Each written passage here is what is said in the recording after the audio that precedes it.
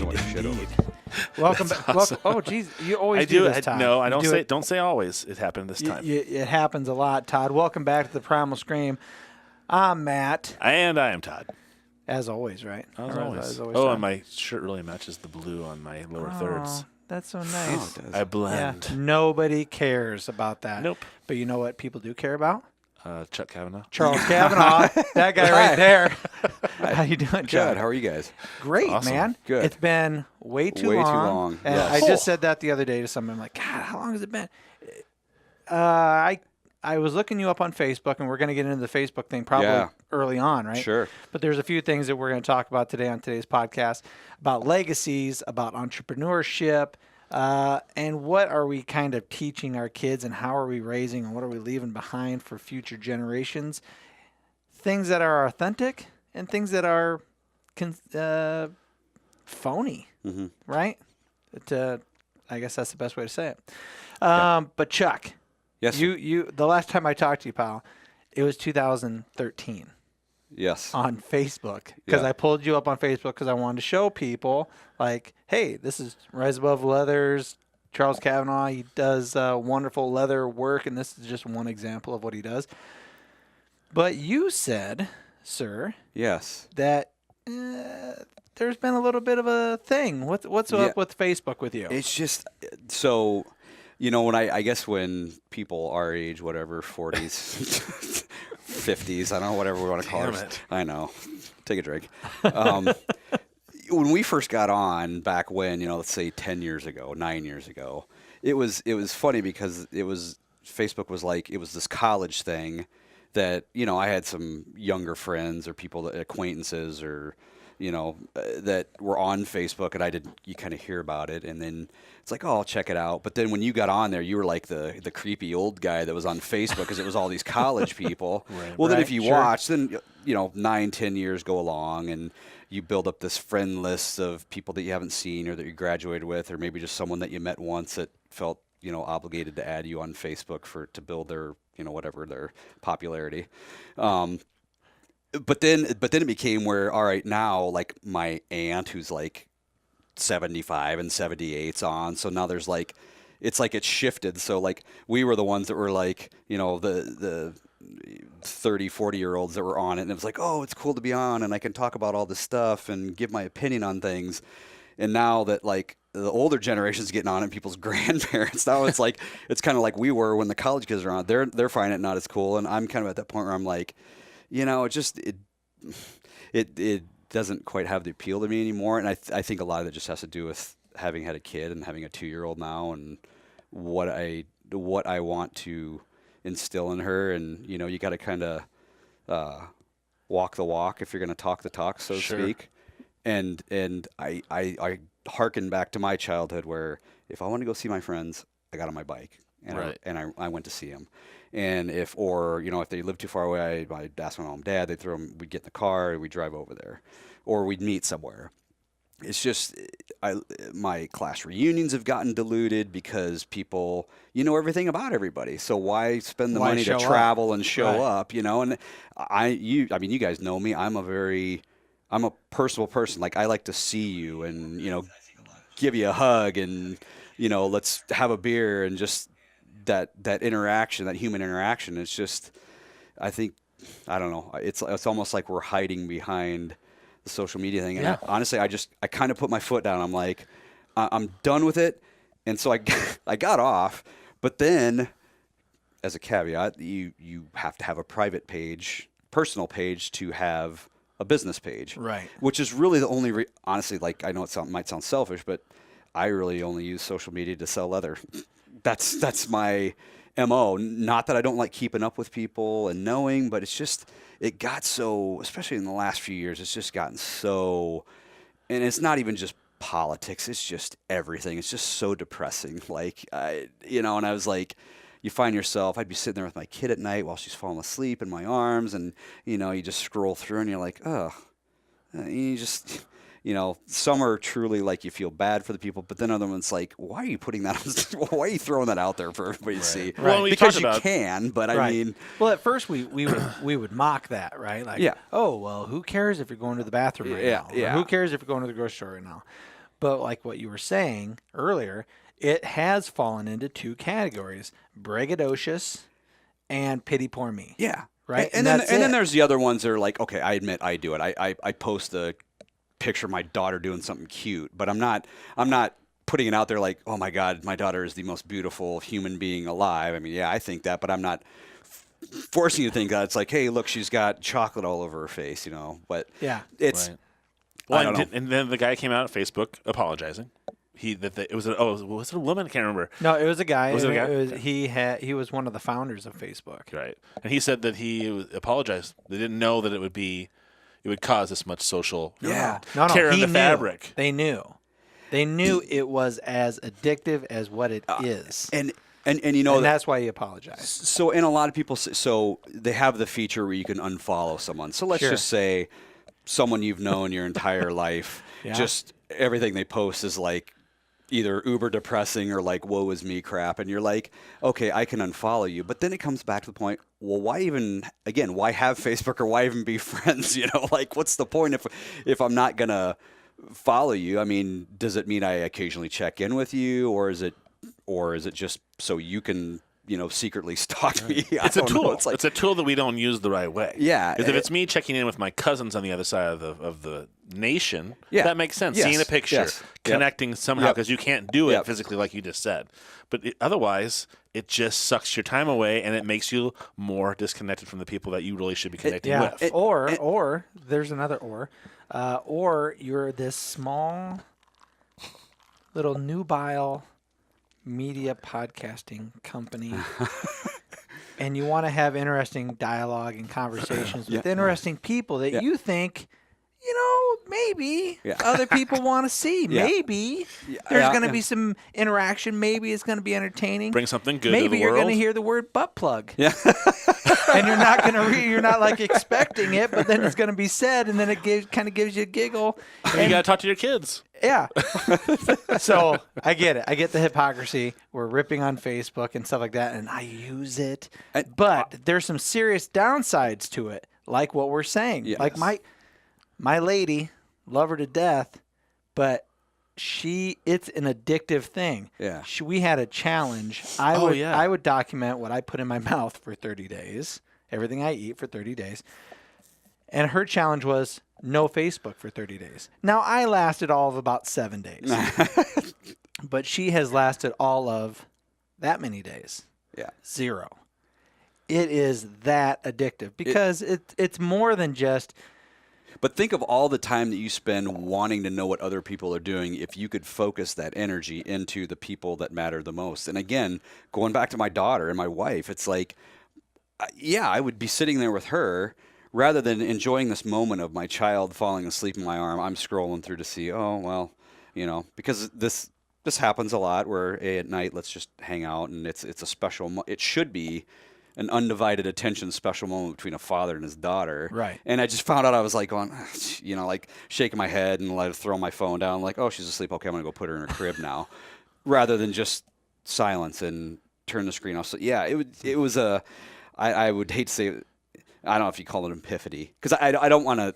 I would like to think that there's other people out there that have the same views that I do on this whole situation. Right, but you personally had an epiphany. Like, oh my God, like, what am I missing? I'm missing out on this beautiful thing. Yes, I'm still on it, but again, you have to have a private page to have a business page, and I just made up some BS name and threw it out there, and then people found, you know, the funny thing is like how many people like texted me like thinking I was angry, or you know, like close friends are like, what the hell? Like, you know, you're off Facebook. And I'm like, no, like I didn't.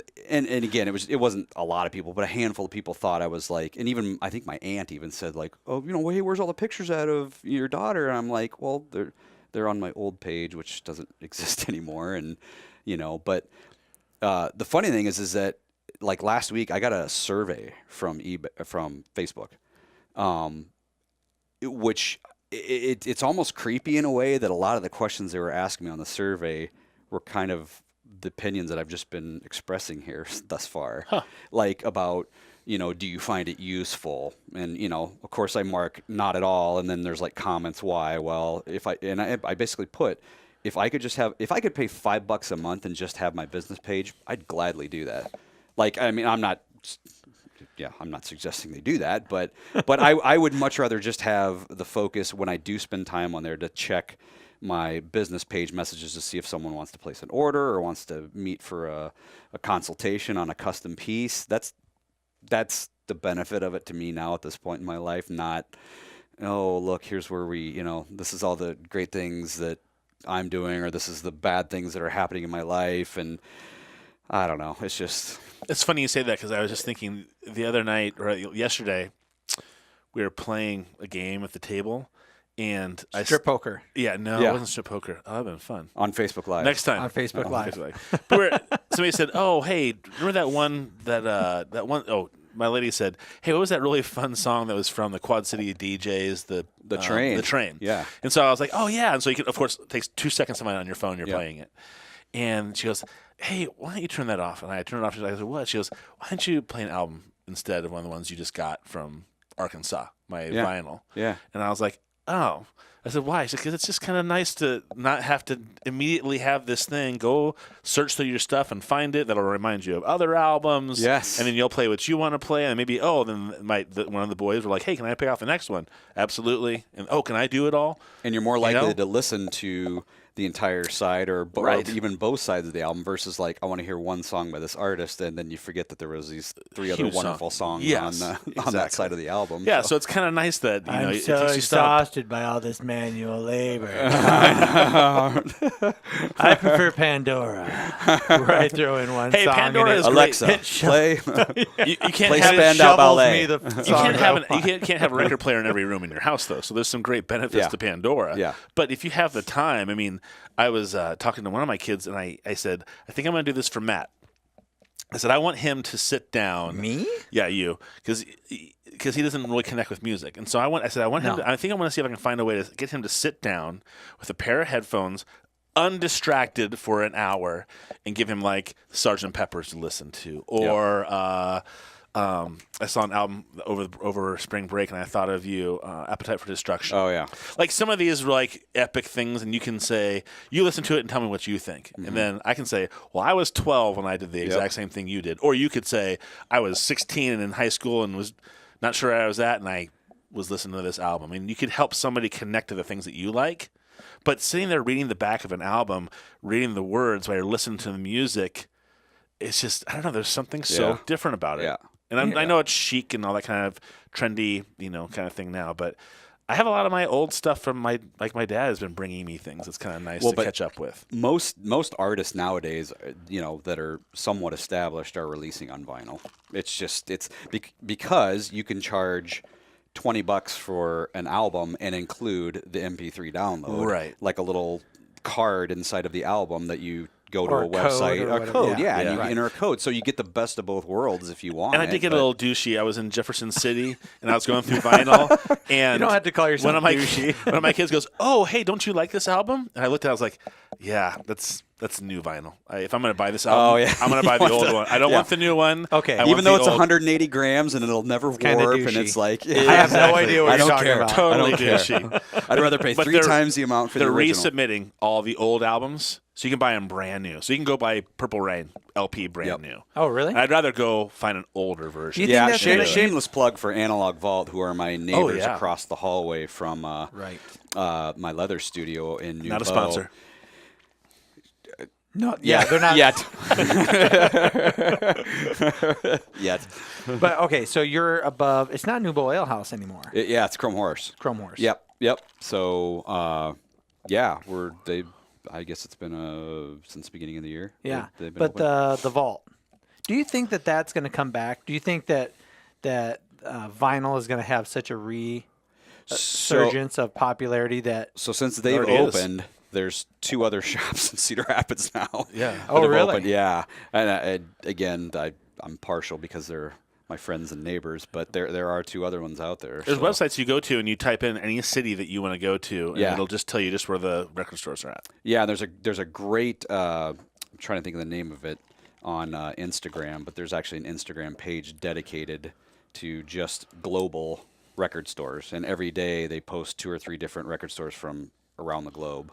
It's pretty cool. Yeah. So it's pretty impressive how many are really out there. I think it'll be just like anything else. It'll come back into fashion for a while, then the real hardcore people Want cassettes. we'll keep doing it. Dude, I'm buying cassettes. Every time I buy vinyl now, I buy cassettes. Really? Because you can get them for $1, and they're fucking awesome. Oh, yeah. They're great. What are you talking about? What do you got to listen.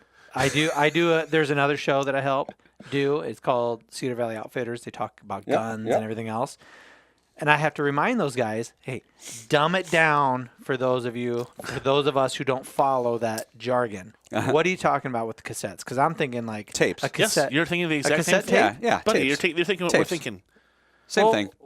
Why would I Cassette buy tape. Why would I buy a record and then get a cassette? Because it's kind of the same thing. I have is it bags full of cassette singles. I have old REO Speedwagon. Yeah. I have Queen Live Killers on cassette tape. I think where we're And so going it's- with that is that going to be the next chic thing if To go 10 analog. years from now if vinyl's kind of like flattened, are Now people it's going to cassettes. say cassettes Well, like Isn't I don't think so. isn't that kind of the trend right now? You have a new movie coming out, which is Ready Player One, Right. Yep. Yeah. right? And that is celebrating the 80s and kind of getting back into how cool analog is. Yep. Even though they're using analog through a digital platform. But is that what you're thinking that's what's going to happen? You think people are going to go back to cassettes and hey, I think it's the same I really thing. care about this girl, so I made her a It's- playlist. Yeah, I mean, Mixtapes? Oh, my Mixtapes. God. Yeah, Don't you mixtapes, have any yeah. mixtapes left? You're shitting me, right? No, I'm not. I have mixtapes. 2000, it's 2018. What do you mean? I don't have any cassette players. What am I going to play it on? Well, That's the thing. You can find a cassette player. yeah, they're probably J- pretty cheap now. JD just said, she goes, hey, your birthday's coming up. I'm like, yeah, I know. She's like, I want to get you a boombox for your birthday. Exactly. Yes, you can walk And around I'm the like- neighborhood with it on your shoulder. And I'm Listen, like, are you there's- serious? She goes, yes, I seriously want to buy you one. you got there's the only boombox two- on one shoulder. And There's you're, only two people that carry around boom boxes. People like you Which is what? and strippers. Oh. But then you need the When you the need- stripper shows up, you they need got to the, play their music somehow. You need the Boombox. refrigerator box though, like broken down so you can do your break dancing under your other arm. See, Like a piece of I would- cardboard. And, yeah, and a piece of cardboard. See, I'd rather. I found a receiver and a 5-disc CD player for my garage Yes. stereo system. Right, pulled out all of our old CDs that he burned for me back in the day when Napster was starting, and Yeah, he we started were downloading raping the thousands. internet Oh, yeah. for all this music. So I was have really all into these rape back then. I have all these CDs. Thank you, I have Bob. hundreds and hundreds of CDs that have the same music on it. Yeah. it's like Mystical or the Blade soundtrack. Anyways, so. So I'm looking for a dual cassette player that I can have it for the garage, Yeah. and I just keep all my tapes out there, and the vinyl can be inside. And keep a jar full of number 2 pencils as well, so when you have to rewind them when Rewind they get them. caught in the I got George tape Michael's player. Faith Yeah. when I was in Jefferson City, Missouri. It was a good find, original Faith cassette tape. I found some REO Speedwagon ones that are I mean, great. for $1, I mean, come on. Yeah, you Like, can't it's pass it up. And it's like when you're a kid again, you're like, oh my God, Yeah. I worship these little Yeah. pieces of plastic. It's really ridiculous, but it's fun. Huh. It's nostalgic, just like Yep. Ready Player One. Okay. All right. No, I might give it a shot. I'm gonna make you a mixtape, and I then I'm might gonna buy give it a you shot. something to Totally, play yep, it in. yep. I'd really appreciate a mixtape. Yep. I would have to. You know what I'm going to have to get? I'm going to have to get a tape player that plugs into my car stereo.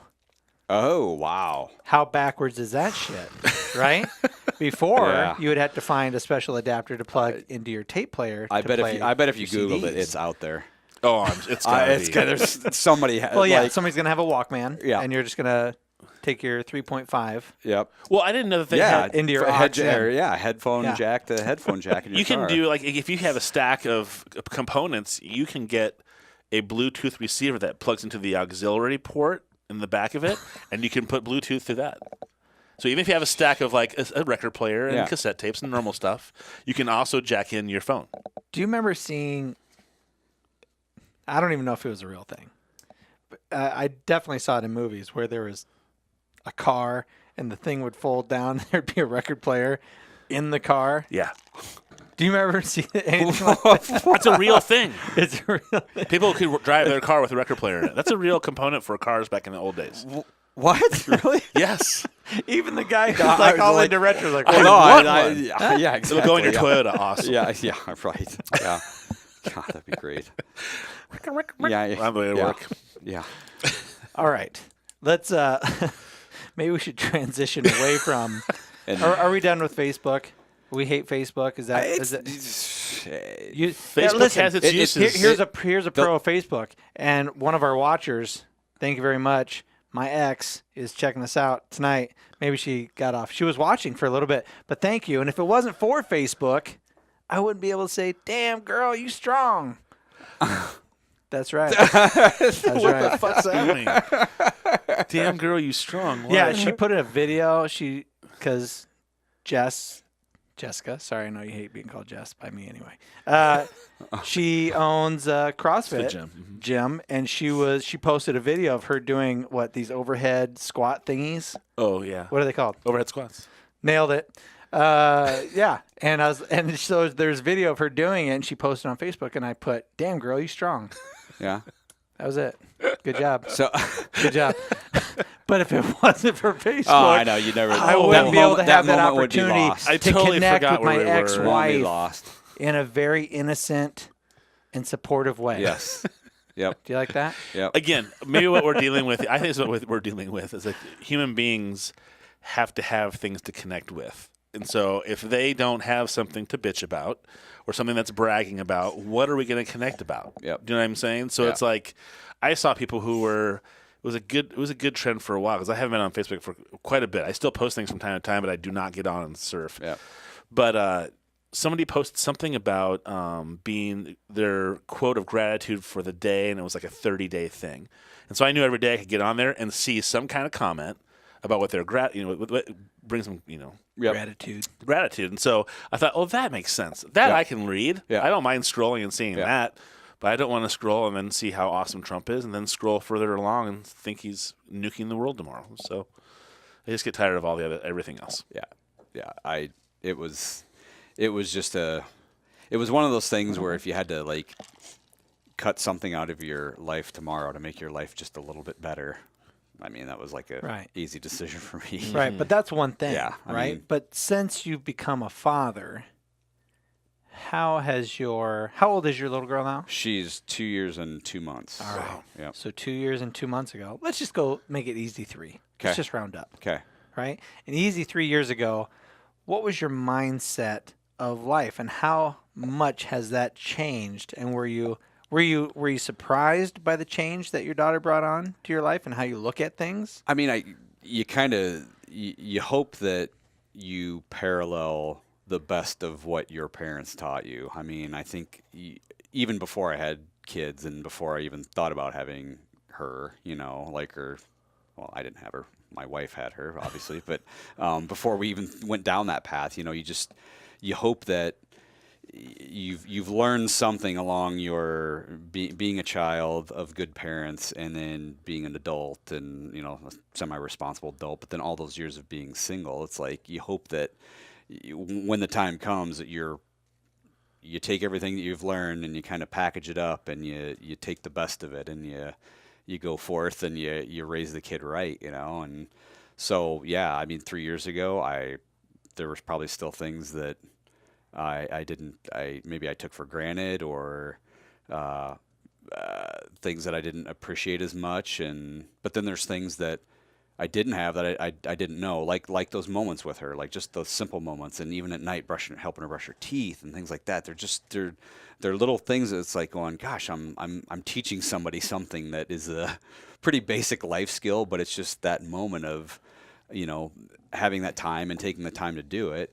But it's the little things that build up the memories and the foundation of what you remember in the first place. Yeah. So it's, I mean, I feel like I'm in a much better place than I was than both Tammy and I were 3 years ago, just because she's here. I mean, it's amazing that they bring that much, happiness and joy, but they also put a lot of the things in perspective for you of what's really important. I think that's probably the biggest takeaway is everything else is just kind of noise, Yeah, and now the last time that we talked, there was, it wasn't chaos, but it was pretty close to that. There was so much travel back and forth, and people were selling houses, and people were moving. Yeah, it was. So, are you in a much, much more stable place now? And is all of that stuff kind of gone? We're settled. established. I mean, our travel for our like jobs is still existent, but you know, I mean, it's still there, it still exists, but I think we're managing it better. But just because you've got this other responsibility, like Right. it's one thing when you're like, oh, hey, I'm going, and you know, the other one's at home, and vice versa. But now it's like, okay, who's going to pick her up from daycare when you're gone? And you know, just the synchronization of two schedules really is it's a challenge, but it's just, again, your life revolves around keeping this other human being alive. Right. I mean, Now, I was really lucky, and Todd was really lucky that, 5 years ago when we started doing the podcast, we had this stability of, well, we have our full-time jobs. Yep. We'll do this in the evening. My lady at the time, she worked on the days that I had off. So there was like no scheduling conflicts. Yep. And my kids were old enough to where I was like, all right, well, daddy's going to be locked in this room Yep. for a few hours. Yep. I'll come out when I'm done. You'll still be alive. Yeah. It's got to be extremely difficult for you. You have a full-time job. You have your leather work. Mm-hmm. Tammy's got her traveling job, and you got your kiddo. Yeah. How do you make it all work? And what have you had to sacrifice the most to make things work? I mean, probably, I think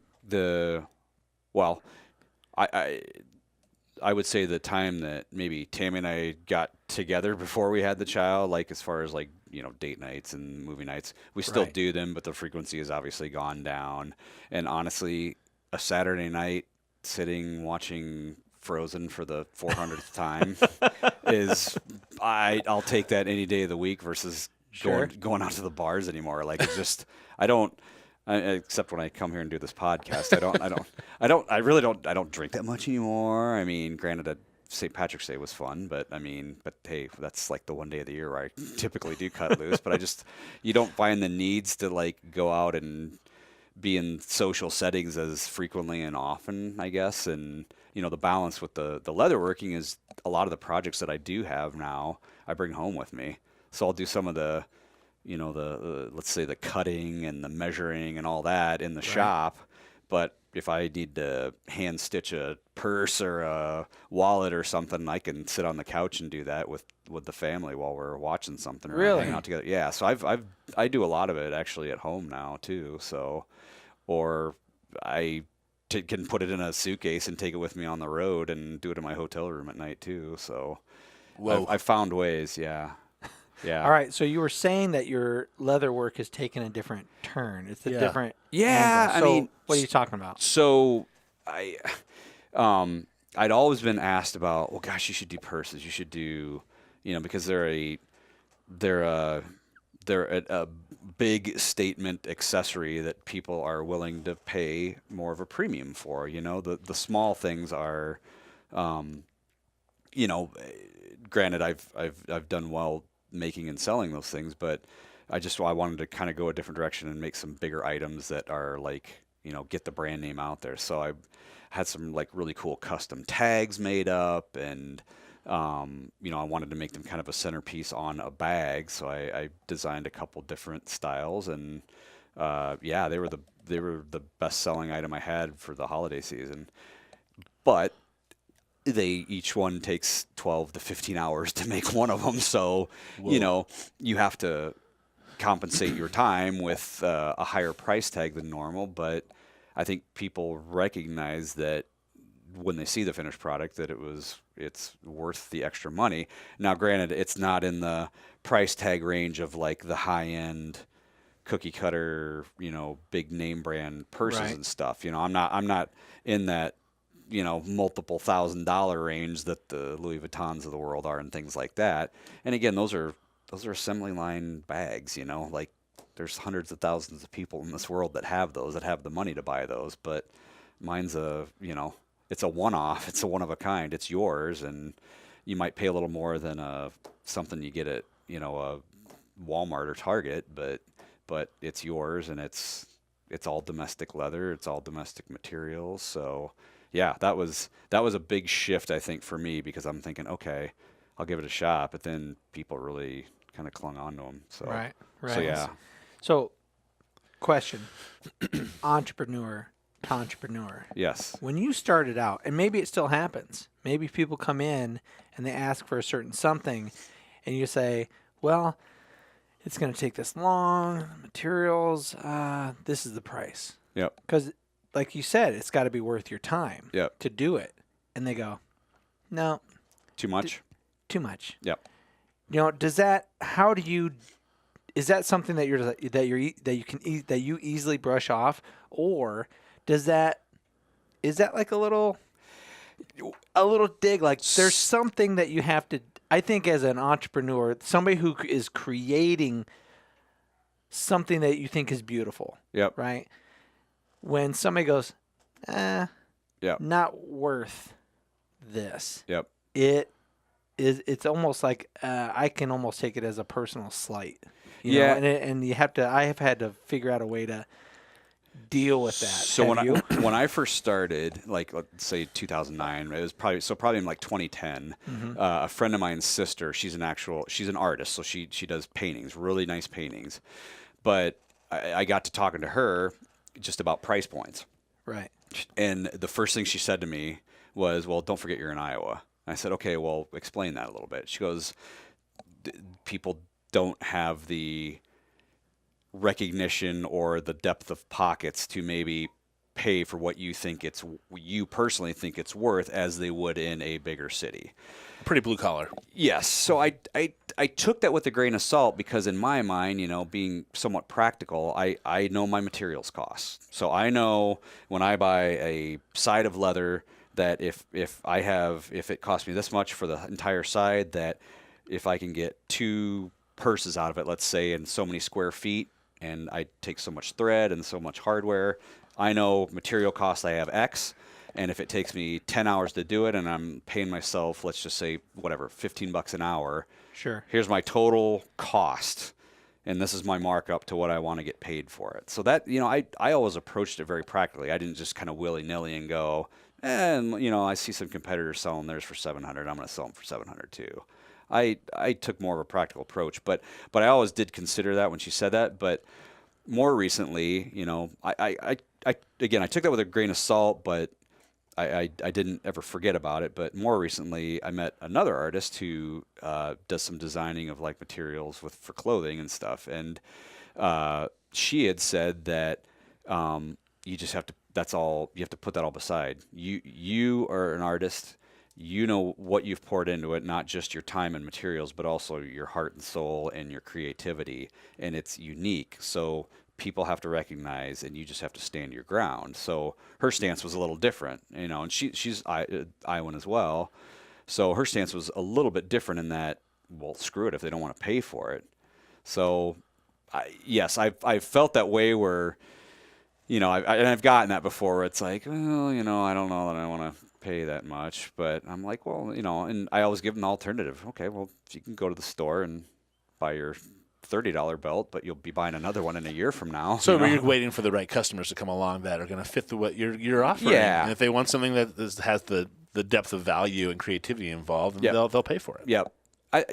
And I think I've been lucky in that most of the people, like, I got started by a lot of people that knew me wanting things. So they were gonna, as long as it was reasonably priced, which I think it was, they were supporting me as a kind of the side venture. But then as the word got out and more, I guess I would call them strangers, came through my door, like friends of friends or referrals or whatever. I think they had heard that, well, he does really good work and it'll hold up and stand the test of time. So it's worth what you're gonna pay for it. So yeah, I guess I haven't had any blowout sales yet, so so I guess that's a good. That's thing. how you know you made it. Yeah. So are you? I know that you make your products, and there's a couple of different areas. Is it just the one store? I mean, you can buy stuff in your store. So I'm actually not in any shops anymore. You're not. So that was another different shift I've taken. So this is a good transition. There's a couple of really good vintage fairs. I would go, like vintage handmade fairs that are in Iowa a couple times a year. Huge over by Des Moines, and they're like a full weekend, but we're talking 200-300 vendors. So my focus this year was to get out of like the retail setting. So yes, someone can still come up to my studio and I have a handful of things for sale, but it's mostly custom work. But my focus now is to just start building inventory for these vintage made fairs, just because in looking at what they've had in the past and the type of vendors, it's kind of in my wheelhouse, I guess. It's a lot of people that do some really cool handmade stuff. I mean, everything from furniture, leather work, clothing, whatever, and to the kitschy, junkers that take old junk and make neat stuff out of it. But so I think I'm going to do a few of those this year and try to do more, I guess, bulk sales, if you will, or more volume in a shorter amount of time. Because I think what that'll allow me to do this year is diversify my portfolio a little bit. Whereas before it's just been, oh, you want a belt, I'll make you a belt. You want a wallet, I'll make you a wallet. Now it's like I've got a little bit of time in between filling like the custom orders to like really focus on, okay, I'm going to do this type of tote purse and maybe this type of purse and maybe these type of wallets, and get into some different type of belts that maybe I've never done before, and just build like a small inventory to do at these shows. So yeah, so we'll see where that goes. That's interesting. Yeah. You're really surprised by the purse thing, huh? I am. I just, because it was, the first one I made was for my wife. So like, and I put some pictures out there, and then it was just like bang, bang, bang, message, like, oh, how do I get one? Do you have any different colors? And then what a great place to kind of put your products. If your lady loves your stuff and she's able to, hey, try that. Would you make that for me? Yeah. And I called it the TJ tote is what I named it after her, Tammy Jason, I named it after her. But like, just because she had, she was saying, well, it's nice when they're kind of soft, but, I want them to sit like right here. So I was actually like measuring on her shoulder, like how long the strap should be. And, and then I added like the key holder, because that's, a lot of, you think about it, my wife's the same way. The women throw their keys in their purse, and then all of a sudden they get to their car and they're digging clear to the bottom. So I put like, little clip holders at the top, right at the top by the brim. So you clip your keys so they're always right at the top, and then a big pocket for your phone. So I made it, kind of more functional. Not that there's not other people that are doing that, but it's just, there was thought that went into the design of it. So it was, I guess, fits the needs of the modern day woman. Yeah. And now, can I talk to you about something like that? Yeah. Oh, that'd be cool. Because Todd really wants a purse that has a concealed carry pouch. Oh. Have you made any of those? No, but that'd be rad. Concealed carry purse. Yeah. Think Louis Vuitton / Rambo. Give me your wallet, lady. Hold on, I got some. It's right down in here. Right here. You can't tell because it's come the out bulge laying down hellfire. Because you used to make, or do you still make, custom holsters? Yeah, right? Yeah. From time to time I do. I mean, I don't make. That Desert Eagle one. I never saw the holster you finished for that. Was it huge? So my instructions were to make it for his hip. So it basically looked like Han Solo's holster. So the side of his thigh? It was on the side of his thigh with a strap that went around his thigh connected to a belt that matched the holster for his Desert Eagle, which was just... if that guy's walking around the shooting range... around the shooting range. He's in the range, he does wear it, but but it was awesome. Would you still point at him and go, come on, dude. Come on, bro. I wouldn't do that because I actually do have a thigh holster. Yeah. I do have a leg. I'm sorry, a leg holster. So you do the wink and the nod. Hey, man. I like but it was pretty much like, this needs to look like if Han Solo were a modern day cowboy. Now, see, I think that's badass. Yeah. I think making something that looks like it's retro but works with a modern day weapon. It was pretty cool. That's awesome. And it's so heavy. An old-fashioned, old-school gunslinger look. Yeah. Come on, son. Yeah. But I know of a lady specifically, sir, who would love an area to put her gun. Really? In her purse. I'm just saying, if you can figure out a way. I'm thinking something that somebody would normally use as a concealed carry, right? Like a call it the Derringer. That's the purse. Yes. The purse is called the Derringer. Derringer. Yeah. Yes. You're welcome. But you can't identify the specific bulge of the gun in the purse. Yes. Yeah. Is it a phone? Is it a phone? Is it a deadly weapon? Only I know. only my doctor and I know. Fuck with me and you'll find out. Just try me. Yeah. Well, I'll let you know how it goes. Hey, let's talk a little bit about your... You started the intro again. Oh, Jesus. I do that all the time. That's Sorry, okay. everybody. Sorry, I apologize. I had my fingers on the wrong buttons. Talk to me about your family's farm and what you're trying to do. Yeah. So, again, part of... I hate to keep slamming on Facebook, but, Did you want some more mead? Yeah. Like, geez, holding out over here. Look at that. It's just a green, nondescript, no labeled bottle. It's totally is it sketchy. Mead or is it urine? Like, seriously, what are we doing here? Well, this is how I roll. There's some things floating in there. You know what? Cheers, sir. Cheers. Thank you very much. Thank you. Nice. Well done. It's So very. do you know the history very of the history of mead? No, I Do you know don't. the story behind it? I don't. But it And reminds me of I'm sure Vikings. somebody. So, the term honeymoon. So the term mead, honey based, obviously. Mead is made from honey. Honey based. Yeah. So the term honeymoon came from the depending on when you got married during the cycle of the moon, you were supposed to drink mead every night until the next full moon. And that is where the term honeymoon came from. So I'm going to drink mead every night for a month?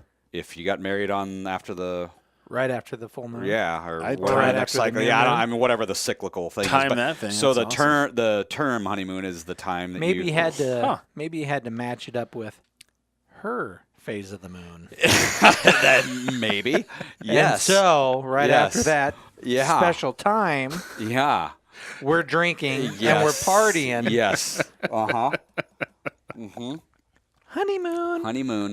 Yep. Just I saying. like that. Yep. So thank you for that class Yeah. on mead. I'm sure your You know why I listeners got will that? fact check that, You know but what? I'm pretty sure I'm almost 100%. Go ahead. I dare you. Yeah, do it. Fucking fact check it. Wikipedia that stuff. Bitches.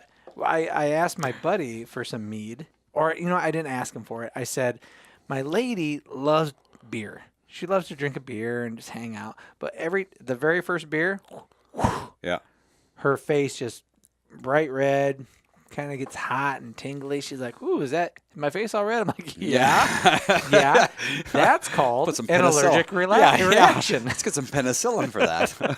And I thought, well, EpiPen. Yeah. Yeah. Hold her down. Funk.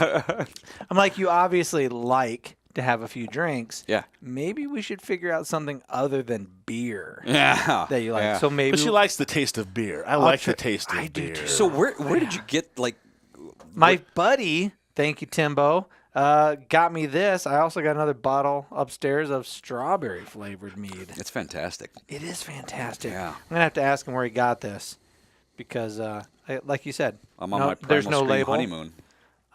Yeah. Can I have a sip? You want a sip? Go It's ahead. tasty. Go ahead. Scares me. Tasty. It's so gross. Yeah. Todd is kicking back Grandpa's old cough medicine. Yeah. That one's for Grandpappy. Oh, you guys, that tastes like shit. What are you talking about? I like this. This is good. Oh. Now, the me last some time bullet- Chuck was bullet on, we were whiskey. drinking some Oh, God. whiskey from A lot of whiskey. Like, we I think I Ubered home from that one, didn't I? That was a doozy. And then there was one time when you guys left the podcast afterwards. I went home and you guys went back to your shop. And yes. you say drink more whiskey. I came home with a He-Man Yes. action figure. Oh, yeah. That's Did you really? over at the toy Yeah, shop. and I still have it. Yeah. Thank you very much. Yeah, it's a toy shop. It's too bad that those guys Yeah. left. Yeah. No, they're there. They're back? They're there. They're No. still there. They're in a different spot. Doug won. Doug Upstairs. left. There's been some There's- transitions. They've split. They've split. Yes. Yes. Half of them is still in the hallway. But they moved down the hall. The hall mall. They're That whole right across area, from that him. whole area has kind of really morphed. I mean, the last Oh, yeah. 3 years, there's Yeah. been a lot of change. Yeah. When Yeah. we were there, There was a gym. Yes. There was a That's right. yeah. Boom! People are just dropping weights in the middle of the night. We're like, what the fuck is going on here? It's so loud. Trying to have a podcast. Yeah. Yeah. And there was the Chuck, could you turn your stereo down? Your music's too loud. Okay. And then there'd be like just somebody like hulking out in the room next on the other side of you. Yeah, right. Throwing the 50-pound dumbbells on the floor. Yeah. And then there was the old guy across the hall. That was kind of a DB. Yeah, it's changed a lot. He's been gone, right? Yeah. He's gone, and that's where vintage. That's where the vinyl shop is, right? Yep, and Vintage the toy store on the other side of them. Yep. And Vintage Vinyl also sells T-shirts, and they have little bottle top openers, little beer openers, which I got. I got one of those. Yeah, it's badass. That was clanging around in the dryer. Yeah, it does cling around in the crazy. All right, back on topic. Okay. Yes. Let's talk about your grandparents' farm. Yeah. What was it? How was it used? And how are you going to help me bring it to How am I life? going to help you? And why are you doing what you're doing? So back to I've wanted to, I think, again, since the daughter was born, and then what this is my uncle and aunt. My uncle's deceased now, but my aunt still lives on the farm. And in the, I think, late 80s, they applied for this grant through like the U.S. Department of Agriculture. And basically what it is, it's tax money from operating coal mines. So basically on the East Coast, which is the primary in the U.S., the tax on the mines some of it goes into a fund to reclaim land that was previously mined to put it back to a more natural state. Try to restore it somewhat. Yes. So they applied for this back in the 80s. And so it got semi-approved maybe, I don't know, 10, 15 years ago when my uncle's still alive, but then they pulled back the funding. So fast forward to like a year and a half ago, and again, this was after my uncle had passed away, unfortunately, but my aunt got the call, and they're like, hey, we think you're on the list now. We're going to move forward with the project. So that was the just kind of like... the project means what? So what the project is basically our farmland, not... There's parts of our land that are not part of this reclamation project that does still need to be reclaimed, but the parcel of land, the couple hundred acres that the house sits on, and then the tillable land behind it, there's a lot of timber. Well, within that timber are what they call strip mines. And the strip mines were surface mining back in the day, where they would basically rake down to a certain depth to get the coal, but in the process of raking, they would build these giant hills and mounds of, it kind of looks like slaty material. It's not good for anything. You can't grow crops on it. It's bad for the runoff. And there's a creek. It's Manica Creek. It's an Indian name that runs through our property. It is bright orange. It's just it is an orange creek because of the pH levels and the content from the runoff. So there's a lot of environmental aspects that need to be that were reviewed as part of this project. So this project will address that stuff. Yeah. Okay. So it's super rad. I mean, it's just I'm so stoked to get down there. I haven't been down there since they started the project in the late fall. But what I did was I contracted a guy that does aerial footage. He's got one of those just crazy drones that goes like, I had to spot for him for airplanes while he was doing the footage. Like, that's how high this thing goes. It's bonkers. Wow. But yeah, it's super cool. But he takes like 4K video. So he did it before in, I think it was August, we went down to the farm, and I had him positioned at 5 strategic points throughout the land. So we walked all over and took all this aerial footage, what I would call the before state. So get a glimpse of it before they broke ground. He went back down there without me, but when they were, I think, November timeframe, and did some during footage. And the project's supposed to wrap in July, August, and at that point I'll go down and meet with them again, and we'll do the after footage. Basically what they're going to do is they level all of the timber that was in the area of these strip mines. they've got these just gigantic. My aunt sent me pictures. I mean, these dozers are bigger than the farmhouse. Like the blades on them are like, just it's mind-boggling. I mean, the tires on these things are bigger than most people's cars. Like, but they just went through and just mowed down all the brush, would pile it up, burn it, bury it in strategic areas, and then what they do is they grade all the land so it slopes, for erosion reasons. They would then what they're in the process of now is putting on topsoil, so they'll have X amount of like I don't know, it's 12 inches of topsoil, and then sometime this summer hopefully they seed it. So, and we have options, like I think my aunt's going to do like partial hay and partial native like wildflowers, and for like the the butterflies and bees and everything that wow. Yeah, so you can choose actually what they reseed it with. The hay obviously will give you a little bit of a commodity to sell for some of the local guys down by our farm that need it for their livestock. So can I make two suggestions? Yeah. Don't shoot it in 4K. One, I would call it a creek. Not a crick. And not a crick. And number two, maybe it's orange because you're doing that. Who knows? And you start referring to it as a creek, and it's like, I'll go back to blue. And number two, bamboo. But well, maybe, or hemp. Hemp would be great. Well, okay, so hold that thought, because why can't we go with hemp? Hold this thought. No, seriously, hold that thought. All right, that might be. I mean, if I have to wager between wildflowers and bumblebees, maybe that will be hemp. This might be our outro, because he hit the nail on the head there. But so the land that was tillable before has all been in the Conservation Reserve Program since the 80s, which is basically the U.S. Department of Agriculture pays you not to farm it. It's not right. It's not much, but it's basically for like habitat and runoff and erosion and things like that. But so the land hasn't actively been farmed since like the 80s. Still could be once if my aunt decides to pull it out of the CRP. I mean, she could definitely lease the land to a local farmer. But like once this is all said and done, so in the last year as well, I've been investing heavily, not like hundreds of thousands of dollars, but like if like some of my leather money that I've made over the last year, I've actually been buying pot stocks. So and some of the stuff you haven't told the IRS. So no. Like okay. I'm sorry. No, I would never imply that. Penny pot stocks. So, but one of the companies that what the fuck is a penny pot stock? It's a small company, cheap stock, but that in 5 years from now could you just never know. So I've a couple of my buddies and I are doing this as well. Like we're doing it kind of together, but I've done so much reading on the potentials for just the CBD oil, but like hemp as a raw material and a commodity.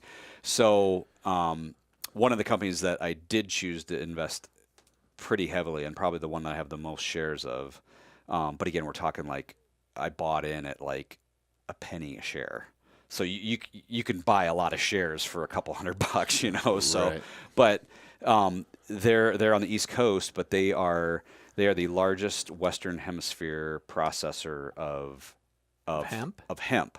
Not so but this kind of hemp is not. It has zero. Right, but like, it's legal to farm in America. Well, so it's parts. Yes, okay. But that's the cool thing is that there's only like 8 states where a lot of this is like fully legal across the board, or whatever it is now, 10. I don't remember. And the is number. Iowa one of them?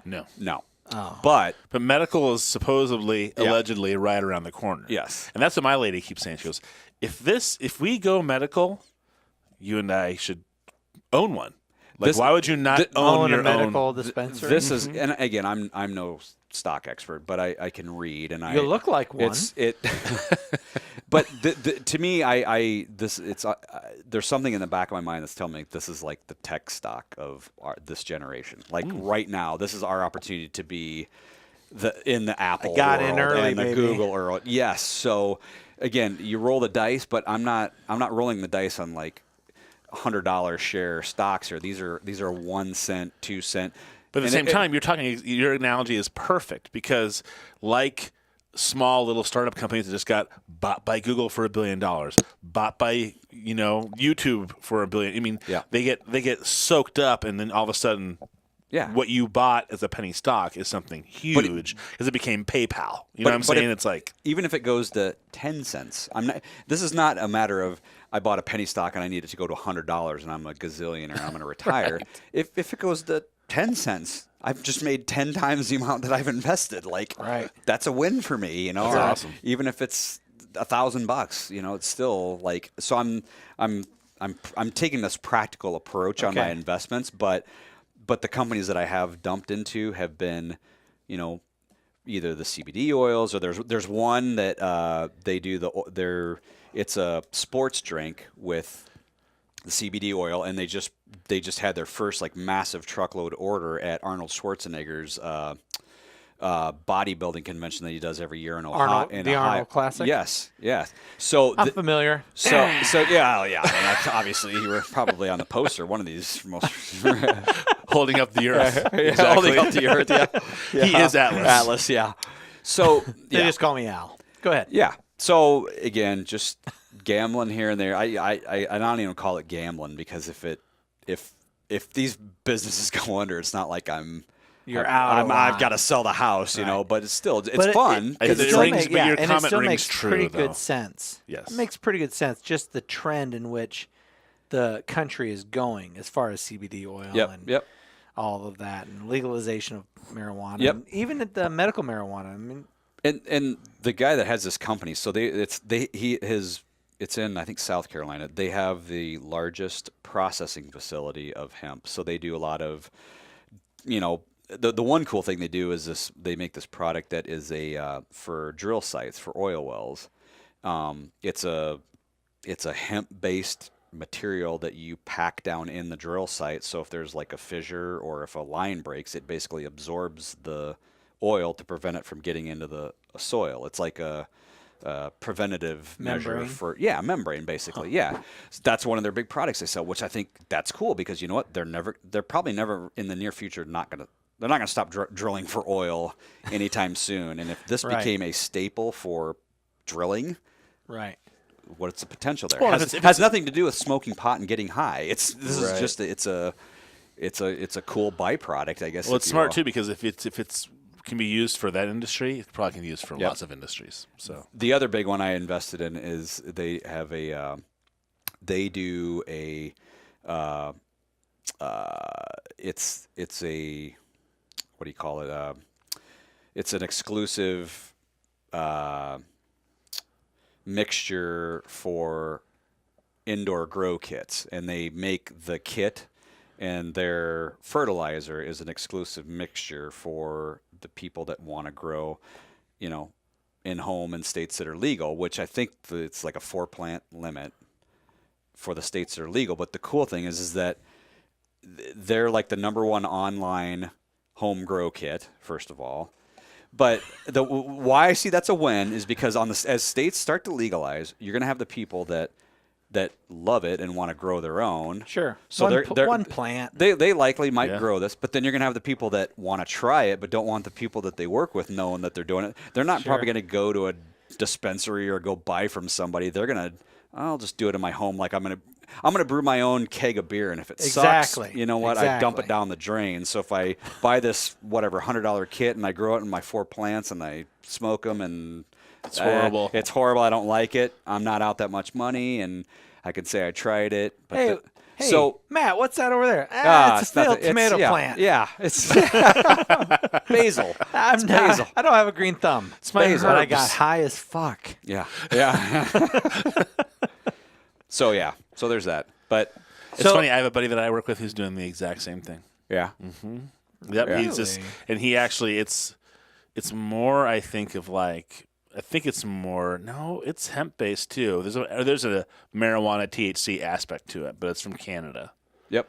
But he and his buddies, again, they're pulling their money, and they're bought like thousands and thousands of dollars worth of stock. And a couple of his buddies bailed because something went wrong, and he was just like, Think I'm just going to wait. I invested the money. I'm just going to forget about it. It's nothing that I need. I'm just going to leave it because that company could do something because we are just scratching the surface of that stuff in around the North America. Sorry. So I have the Ameritrade app, and I could pull up. There's several that I follow that I haven't bought, but there's several that I could show you in November. You could have bought shares for 8 cents, and early January, right when there was like the beginning of the year frenzy when the new states went legal and whatever. Right. That 8-cent stock shot up to like 52 cents. So just in a 2-month time frame, you could have, quintupled your investment. Well, whatever money you put in, it would have been times by 52. 7. Sorry, 7. Yeah. Ish. Yeah. Somewhere around there. But still, that in that short time frame. But then, Sessions made his comments and everything kind of went to shit after that and people got scared. But then, people responded by saying, he can say whatever he wants. I don't think it's going to stop this train, it's going to happen. It's just a matter of when, It's state rights. That's the key. Yeah. It's state rights. Yeah. So do you think that's really going to stop? Do you think that's really going to change everything? Or do you think at some point I don't think it's going to go federal the at federal all. Government, it's never going to go federal? I personally don't think it'll ever go federal because you have southern states that have big impacts, and it's just not okay. People do not think of it the way we're thinking of it. Yeah. We're thinking of it as a plant that, yes, gets you high, but there's lots of other commodities that go on. Doesn't harm anybody. My choice to do that, just like me drinking beer. Right. But I just don't think you don't have people that are ever going to follow that. And if you start saying everybody has to do it or everybody says it's okay, the people are going to say no. But if you do state rights, you can find pockets of people. And Iowa is a huge one. Yeah. It's like 65%, almost 70% of Iowans think that it should at the very least be medical. Yeah. I had people talking today about how the conspiracy theory is their state tax returns are being held for a while. They're not because they don't have any money. Because the state doesn't have any money. No, that's what happened last year. It's happening again this year. Exactly. Because I called my tax person. It's like, yeah, it's like, legalize marijuana. Then you have a shit ton of taxable money, right? Right. And I talk to my kids about it the same way I talk about anything else. I don't want you drinking alcohol because right now, as your body is developing, it's not good for you. Right. I don't want you smoking pot right now for the same thing. Just give your body time to be what it's supposed to be, and when you become an adult, you can make those choices for yourself. And so that worked for me when I was a kid because I was so focused on sports. But if you just relate to a kid, again, they're more apt to not to be too worried about it, or at least when they do encounter it, they don't fucking freak about it. Yeah. And that's the part of that. I tried to do that with my kid the other day with boners. It didn't go very well, Chuck. I have a 12-year-old. Yeah. He doesn't like to wear underwear. Yeah. Whatever. I'm not gonna pressure the kid. Yeah.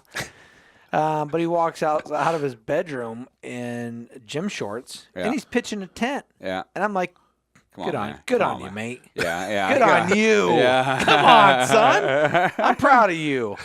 My wife, though, on the other hand, figures this is a good time to point and giggle. Or smack it. And laugh a little bit. And then my daughter is right there, and she starts laughing, too. And I go, hey, ladies, I know that you think men are impervious and that nothing ever bothers us. But at this age, maybe laughing at a young man's boner isn't where we want to go. So, Todd, to go back to where you had your wonderful parenting moment, later that night, I go into my son's room. He's playing his PS4. I'm going to shoot everybody game. Yeah. And I say, hey, bud, where's your tablet? More good parenting. Thank you. Yeah. I go, where's your tablet? He gives me his tablet. And I'm like, YouTube, microphone, how to deal with a boner. Videos of how to deal with a teenage boner. Right? Come on. How to hide it. Anything on YouTube, buddy. Oh, my Anything. God. Right? Freshman year, I could have used that a lot. So I say it. Yeah. Now, this is a double-edged sword. Obviously, there's going to be people that are like, come on, Matt, that's ridiculous. Why would you do that? On the other hand, I said that. This video started playing. I tossed my son the tablet. He goes, really, Dad? I go, listen, I know I did this in kind of a silly way, but I'm not making fun of you. Yeah. My father never had any conversations with me about any of this stuff. I felt weird. There's so many kids that feel weird, and is this normal and all this stuff that happens? How do I deal with it? No dad wants his son to get the nickname Stiffy. No. There you go, right? And you don't want to have to sit here and say, no, I'm sorry, I'm not going to go to the board and solve that problem. I'm not leaving my chair. So I'm not doing it. I just said, Bud, if you are on my YouTube account and I pull up my YouTube account later on, a couple days later, and there's all these how to deal with a boner videos, I'm not going to be mad. Yeah. You can learn anything on there. If you ever have any questions, you can ask me. But this now, if there's all these things. This looks like a pretty good video. If there's how all to these deal things with a from boner. you porn, then you might have an issue. Yes. They're probably they're probably on there. from me. Oh, yeah. That's what my lady always says. She goes, do you think you should erase this from your phone? I'm like, no, I use it too much. I don't care. Sorry. There is a reason why. There is a reason why there is a. Wait, hold on a second. What is the feature? I'm trying to think of what the feature is called. The feature is called incognito mode. Incognito mode. What? Do you know what this is? I have no clue. Incognito mode. No. What Right. the hell is that? That was created not by a lady. That was created by a man so that you could click on incognito mode and then nobody can see your search history.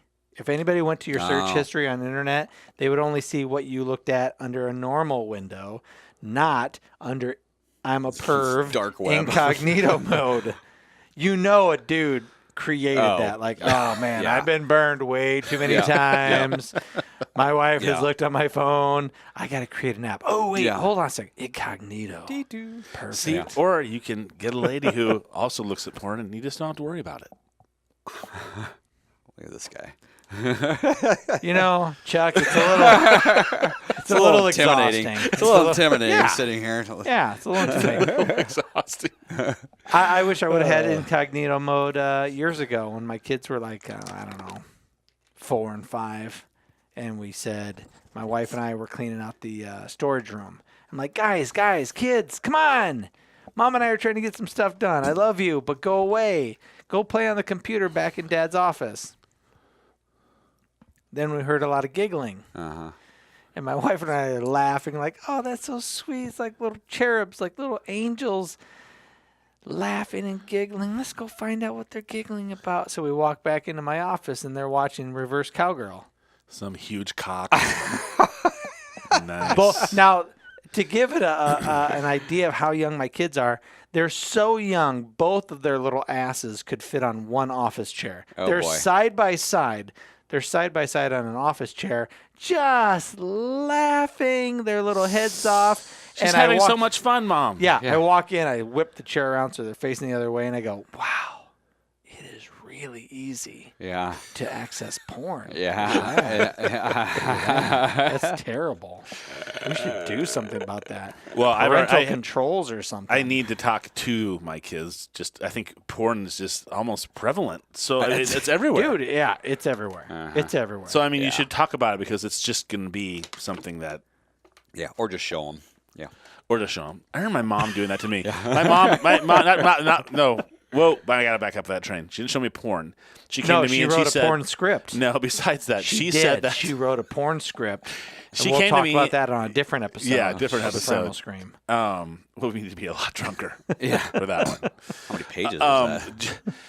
So, now you just fucking ruined my train of thought, you asshole. Okay, Listen, my mom... it's your mom and porn. She came to me and she said, hey, if you ever want to try marijuana, come talk to me. And I go, why? And she goes, because there's just too much crazy shit out there. And at least I know people who have good marijuana that if I know I give it to you, I know you're not going to hurt yourself. I never took her up on that, obviously. But I have been talking to my kids about, you still hear about kids going to pill parties where they all throw them in a jar and everybody just takes one and sees what happens. Still happens. Well, now that fentanyl is on the market, kids are dying because the pills are, who knows where the pills are from. And they're laced with fentanyl, and they're like ODing before they even get a chance to. So, I mean, that's what killed Prince. That's what killed Tom Petty. I mean, Yeah. all these major people died because of fentanyl. What so, about Michael Jackson? Did he kill Michael Jackson? Wasn't it something else? It might have been. It was kind of that was a drug that like made him go to sleep. Like he took an IV that put him to sleep at night, and whatever drug Listen, whatever anytime drip you're that like, was, you know what, I'm not feeling my best. Can you give me an IV? Just stick me with something. I'm just gonna lay. That's not good. That's well, not good. think the idea of like if you downed a glass of whiskey that big, you'd be going to sleep pretty soon afterwards. Why they gave it to babies back in the day, right? Yeah, yeah. So this dude couldn't even drink booze strong enough to put him to sleep at night. That's the crazy part. There are people that just use marijuana just to go to sleep. Like it's a really mellow stuff that mellows you out, and you have a nice, if you have insomnia, shit like that. So this must be something serious. Yeah. If you're tapping yourself and going, "Give me the good stuff so I can close my eyes." That doesn't involve any fucking dreaming. That doesn't involve. I mean, that's like normal rest. It can't be good for you. No. And then he stopped. I think he stopped breathing when he was on that IV, and that's what killed him. Jeez. It's a good way to go. I always If you say have to heart go. attack at work. I always say just a massive one. I joke around. My wife says if you're going to die, please do it at work and not on top of me. Oh. That's so, gonna, that's so it's that's not too work much when of you're a on top of scar.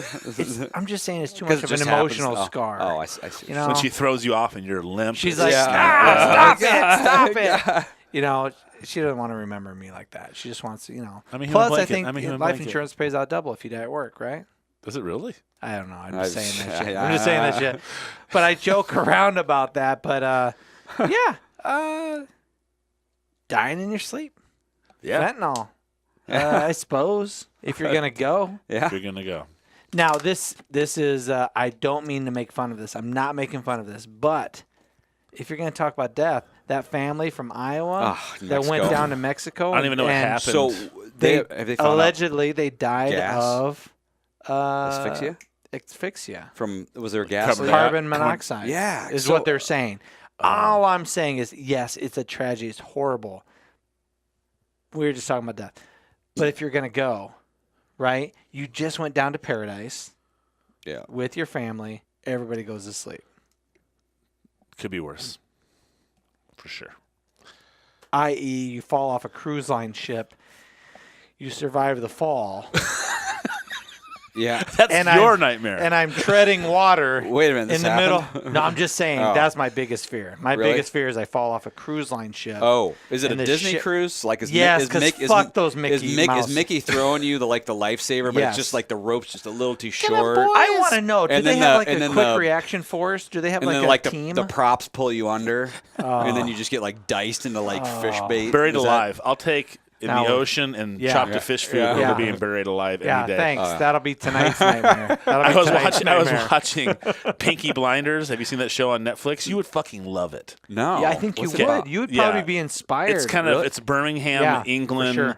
like the beginning of like the underclass. What's it called? Pinky Blinders. They're called the Pinky Blinders. Is the name of these guys. God. Right. 4 seasons. They put razor blades in their hats, and they take their hats when they fight, and they Whip 'em whip at people. They slap Slice 'em people up. with their hats. What And it period does just- this take place in? Industrial Like, Revolution. Yeah, early 1800s. So when things are late they're just starting to make cars, they're starting to make stuff like that, and they're the lower lower class, but they're like the lower gangsters. Yeah. And the Tommy, the main guy, is trying to get them to come up, but you would like it. It's Okay. They're trying to get legitimate. Yeah, that's right. That was pretty damn good. I'm not just a bookie. Yeah. So that's actually pretty good. But what were we talking about before that? I said Pinky Blinders because why? Wow, great Ways to transition. die? Ways to die. We were talking what's about that? not being No, buried alive. well, you Oh, brought up, and so in this family, all the boys fought in World War I in France, and one of them, the main guy, was a tunneler, and he got blown up in a shaft, had to dig his way out to get out. And then one of the episodes, he was doing another thing where he's digging a tunnel, and it's getting shaky, and there's water coming through, and I'm just like, I hate that shit. Yeah. I hate it. Hate it. So that's your biggest That's fear. my biggest My fear, fear, absolutely. Disney great. Cruise Line. Great Yeah. Red Shark. Your fear, being buried in a tunnel, World War I. yeah. Buried tunnel anywhere. All of these things could happen. Yes. Yes. Falling Chuck, in the well. greatest fear? Oh, gee, of how to go? Yeah. It's probably drowning. Now, you know what? Like, just Oddly enough, I just like, had a lady tell but me. not in like a pool. I'm saying drowned like when I was a kid, and it was super I'm going peaceful. over the Mississippi and it's icy and I go off the bridge and I'm in my car and it's like I can't get out and like that sort of like But the panic to the panic to the Trying to get my last seatbelt off the and- panic that takes in the breath of air, that sounds like the worst moment possible. Yeah. I'd be thinking about like the ginormous catfish that's going to eat my corpse. Oh yeah, and then the next guy, then yeah, and then somebody's, those monster fuckers are in Oh, the yeah. Mississippi. Oh, yes, they and then are. there's You some know guy they on are. the bank noodling like 2 years Yeah. later. And he pulls Yeah. out Oh. your, he pulls Chewing out, like, on your skull, pulls out for your sure. femur. Some noodling son of a bitch. Yeah. Pulls out a skull. Oh, jeez, eye this is, holes. Perfect. Huh. It's Shane. I got a good grasp on that son of a bitch. Like a bowling ball. His mouth was huge. And he tasted great. Yeah. He tasted great. Yep. A little butter. What? Now, did we ever get done with your parents' farm? Your family So, farm? well, Great now we're transition. noodling we dead said- bodies. Great transition, so Todd. why we did the video, we were talking about the whole pot stock, which part of that Pot. was, Oh, yes, there you you know, go. hey, somewhere down the road, industrial hemp would be cool to grow there, but there's obviously risks and I'm sure rewards involved in that. But that is something that I'm sure there's well, nobody's probably doing it in Iowa right now, but Well, it's still illegal here, Yeah, right? I so mean, you it's- can't do it. but you know, my mind immediately goes to, okay, well, if you did have that once it's legal in Iowa, how do you police that? Because you know there'd be the knuckleheads that would come and want to cut plants down and then grind it up and try to sell it as like legal street stuff, even though there's like no. Oh, No, sure. Right. That's true. Or just people that are against it and want to come burn your crops. I mean, my practical side of me goes, okay, how do you? It sounds great on paper, and oh yeah, if you were the first farm to do it, or if you got in early doing it, but then there's the whole like legal insurance protecting your, like, I've got all this land. Do I have to put 50-foot razor wires around it now to keep the? Yeah, and so you don't even think about those. Yeah. Yes, you do. Yeah, you do. And you're 50 right. cows. Yeah, like with And yes, with and signs that Yes. say "Don't cross this imaginary line, or I kill you." And we have a lot of coyotes, so maybe I could capture some and then somewhat train them. A wild coyote. coyote pack. like well, you packs could be the that- wild coyote caller. Yeah. or like the horse whisperer, it's Yeah. coyote whisperer. Now, I do need to make a comment to one of our watchers and one of our listeners. Yes, this is the Legacy Creativity Heritage podcast. We're talking about those things. Legacy. What Chuck is trying to do is preserve this legacy of his family's name, right? Creativity. How is he going to be able to do that with his 4K footage and things that I can't possibly figure out? And he's going to hate me for it because I can't give him the product that he wants. But I'm going to try. I'm going to try. Right? What was the other thing? Heritage. Chuck, Yes. we talked about how your perspective changed Yep. pre-kid, Yep. post-kid. Now we've thrown in a lot of things during this discussion that Yep. should scare the fuck out of you, Yeah. right? Yeah. Your child has to grow up through this technological era. Yep. Yet you strive to hold on to record albums, Yep. analog. You know what we do in our spare time, like when it's I like want to know. when it's like snowing, snowing outside, crappy weather. Is your lady singing? Because I can't- picture her singing. Let's just say it's daddy daughter afternoon. Mom's running some errands. Okay. Or she's going to get a Okay. massage or something. It's too crappy outside to go for a bike ride. We get on YouTube and we watch old music videos. Like, that is probably one of our favorite things to do. I will sit there and I will just on the TV.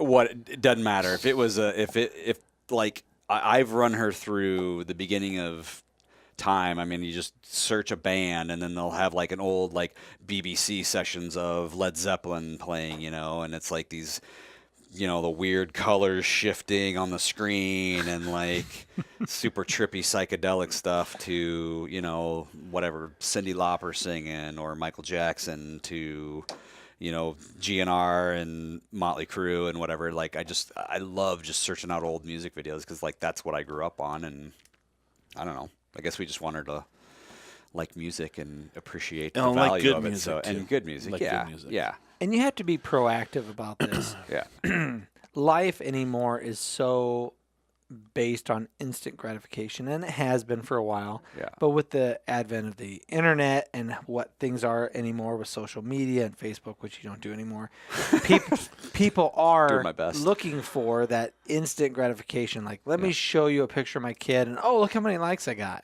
Yeah. You know, my wife is watching other people's lives and being entertained by that. It's like, invest in your life, right? I mean, Like we're not as present. I was having this conversation with somebody today. He was talking about how his grandfather was a farmer and he would sit on a bucket as a team of horses pulled the discs to disc the fields. And I thought, you can't be fucking around during that. Yeah. That's dangerous. Yeah. There's nobody going, hey, have you thought about the 5 stars? Are we thinking about stop, think, act, review? Are you thinking about all the human performance safety aspects of it? I'm like, no, it's dangerous. Yeah. Therefore, you have to focus in the moment because any slip up means yeah, losing a limb. So it's being present. Right? You're being present in the moment, but you're being forced to be Yep. present in the moment. Yep. And that happens today with the Amish community. You know, when you see big tractors going by Yep. and they got GPS driving the tractor and you got air conditioning and the radio going on. You're listening And the to cab angles. Yeah. So Yeah. you don't ever have to Yeah. be Yeah. off balance. Yeah. and you're it's like- listening to your favorite podcast like this, maybe. I don't know. Maybe you're listening to something like this, but you're not present. You're thinking of something else. Your Yep. mind is somewhere else. You're comparing yourself. I mean, when your mind is, it's like idle hands, right? Yep. If you're not present in the moment, you're thinking about all this shit that doesn't mean anything. And I watched a movie today, Brad's Status, I think is what it's called. It's on Amazon Prime. You can check it out. Ben Stiller is the main actor in it. But it's all about this guy, this present day guy who is constantly second guessing his life. He's constantly rating where he would stand with his college buddies. Like, this is where his buddies are at now. He's in his 40s, late 40s. He's like, all these other guys are successful, and I'm nowhere near them, you know? And throughout this movie, there's this constant reminder of you might not be there where you have your own private jet, but you're here, which is a lot fucking better than 80% of the world. Yeah. So we get so caught up in these easily digestible, entertaining things like Facebook. Yeah. Yeah. And we don't We stack ourselves up against Get people present. that, you know, had a different career path, life path, whatever. I mean, I don't know. It's just you put yourself in that situation. You're on there, okay? You choose to click and log in and do whatever and scroll through people's feeds, and what does that do? I mean, I'm sure for a lot of people, you read it and you get frustrated, jealous. It brings out all these like shitty negative emotions, you know, Right. and you're like, why am I doing this? You know, it's like it keeps you from having to deal with your life. It keeps Well, you from yeah, having you're to be able talking to about Facebook, right? Yeah, I'm Like talking you're about watching Facebook. about It something keeps else. you from Distracting. it keeps you from having to deal with exactly what's in front of you every single day, which is the mirror. And if you don't ever want to invest in that and give it any time, then you can absolutely distract yourself every single moment of your life. Yeah. You know what I mean? You don't have to be part of anything. You can just do it. You can just sit here and be connecting with all these people on Facebook. You don't have to stop and read a book. You don't have to stop and say, "Oh, how am I doing? How am I making a parent?" Yeah. Like, no. Oh, my kids have. You're a troll. My kids have You're their a- distractions as well, so I can now be totally involved in my distractions because they got theirs. I got them locked in. Yeah. So yeah, if your kids are distracted and Yeah. you're distracted Yeah. and nobody's happy and everybody's Yeah. popping antidepressants Yeah. and going to counselors, like I think what you're doing is you're actively doing something Yeah. to keep yourself and your family present, and even the analog stuff with the records. Yeah. I think that extra step of having to work a Yep. little bit for your entertainment is healthy. I think that's actually a pretty cool thing. And part of the, like, talking about the heritage and just the whole, go back to the farm video, you know, like, something's got to give. You only have so much time in your day, in your life, in your week, in a month. And again, social media, just let's call that a distraction. I wanted to focus, you know, when I had some spare time or if I was on a flight, that's when I worked on that script. And then when I texted you the other day, I was like, hey, you know, were you still down to work on this video? Because I was actually working on the script and I thought of you. I'm like, you know, I know we talked before about working on this, but the whole point of that was to preserve this glimpse of the way our farm used to be for my daughter, she will be the first individual in my family To not know what the previous 5 generations looked upon when they went out on the porch of the farm and looked out on the back 40, you know. It's going to look completely different. And the last people to have seen that land like that, like I said, were probably the Native Americans that were in that part of the state, you know. So that's one of those things that you know, they always talk about, like, if you know a veteran that served in World War II or Korea, you know, my dad served in Korea, interview them. Like, if they've never wanted to talk about it before they die, sit down with a tape recorder or your phone and record, get them to talk about their time there if they're willing to open up about it. You know, those are the moments that are fleeting, you know, and this is one of those things where this is a major transformation of our farm that the likes of 5 generations haven't seen. Like, visually, the landscape is completely different. So yeah, that's part of what this video is about, was preserving what it did look like and then telling a little bit of the backstory of how it came to be within our family. And, you know, the kind of the ups and downs that we had. Like, a piece I didn't touch on was that the surface mining that was done on the land was done after my family originally acquired it. They acquired it to be farmers. But farming sucked, and you weren't making shit for money. Right. So you got to feed your family still. So you rent it out to a mining company, parcels of the land to mine. So they pay you basically to lease your land to mine a product off of it. So, you know, desperate times call for desperate measures. And would they have known the impact, you know, from a you know, ecological or environmental standpoint at that point in time? No, because they're just trying to feed their family, you know. So I think that's it's something that I want to preserve, and I want to preserve it in such a way that it's, you know, almost documentary like, which, you know, I have high aspirations for this, because I do want to enter this in, like, the Cedar Rapids Film Fest, and now you've said it. Maybe on a grander Now you've scale. said it. Yeah. Now people are going to expect it. I know. I mean, it's now the universe expects it. You're good to go. It's to the universe. Yeah, the universe. You just said the universe. You said it out loud. Yeah. You just said it out. You just voiced it out loud. The universe. Is this the promise? This is the promise. No, it's it's the secret. promise. I'm sorry, not the promise. The secret. I think it's the it's secret. He's the one who said it out loud, so I don't think it's a secret at all. And I think it will relate. I mean, anybody that, you know, grew up in Iowa, whether you have farming in your family history or not, will just appreciate the fact that it's a story about generations of family, and, you know, the experiences that I had growing up on the farm, and that stories that have been passed down. So it's more than just like, hey, our land looked like this, now it looks like this. It's also about all the stuff that transpired over the last, like, 130 years, you know, that got it to be to where it's at. And also really why it's a special place for all of us. I mean, there's a reason that it was never sold, even though times got tough. I mean, there's a reason that the farm and the land and the house has stayed in the family all these years, because it's paradise. I mean, seriously, it's yeah. In a weird way, I always think of, you know, because I have one uncle of all the siblings, my mom's siblings. He's the sole remaining sibling of all the kids that are alive, and he actually lives in Europe. He's an expat, but you know, he's the one that I kind of want to do this for too, because it's just it's preserving all these generations. But I always envision, like, his siblings, my mom, and, you know, my grandparents, that they're all just sitting on the porch somewhere together still. You know, it's almost, when I say paradise, it's truly like what in my mind, that's what I would That's kind of the picture that I want to paint, that this is more than just like what we have here on Earth. This is like, when I die, I want to sit on the porch of the farm.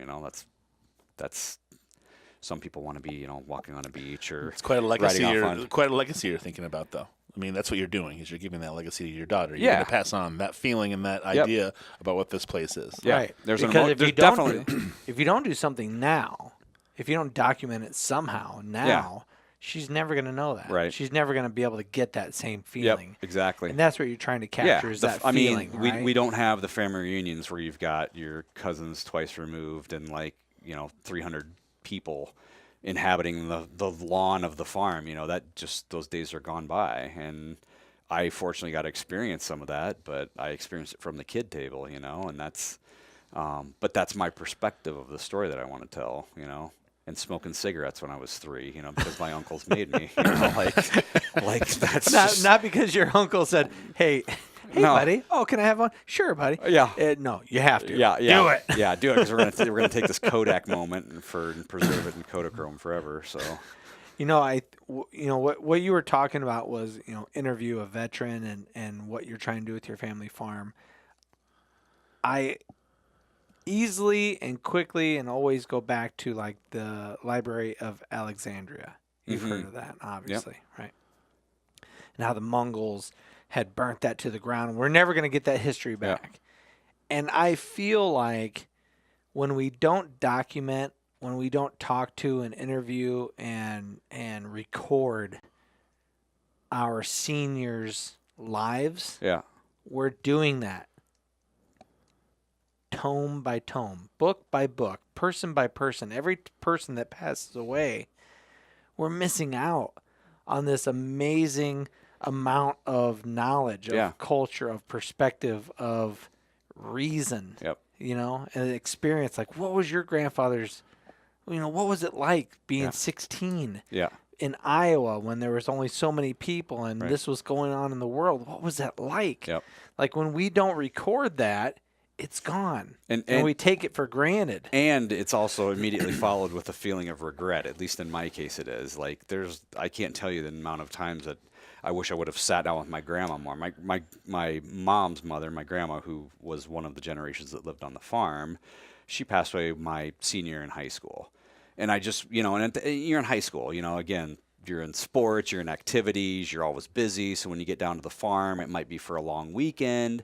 And you just, you go down there and you love her homemade rolls and the soup beans that she makes and her pork loin. But did you really stop and ask her what it was like? And those are the times that you knew grandma. Yeah. I know my grandma. Yeah. But I don't know Cheryl. Yeah. I don't know the girl. Yeah. What was she like as a teenager? Was she rowdy? What were you like as a woman? Yeah. What were you like? Not as this. So there's that person. There's that level of regret title. For me not doing that, but at the same time, fortunately, that same grandma wrote down a lot of this stuff that I'm going to be using for filler and footage and history and narrative for the Thank video God of the farm. For diaries, right? Oh yeah, and letters. I have letters that my grandfather wrote her, like when they first started dating. So, awesome.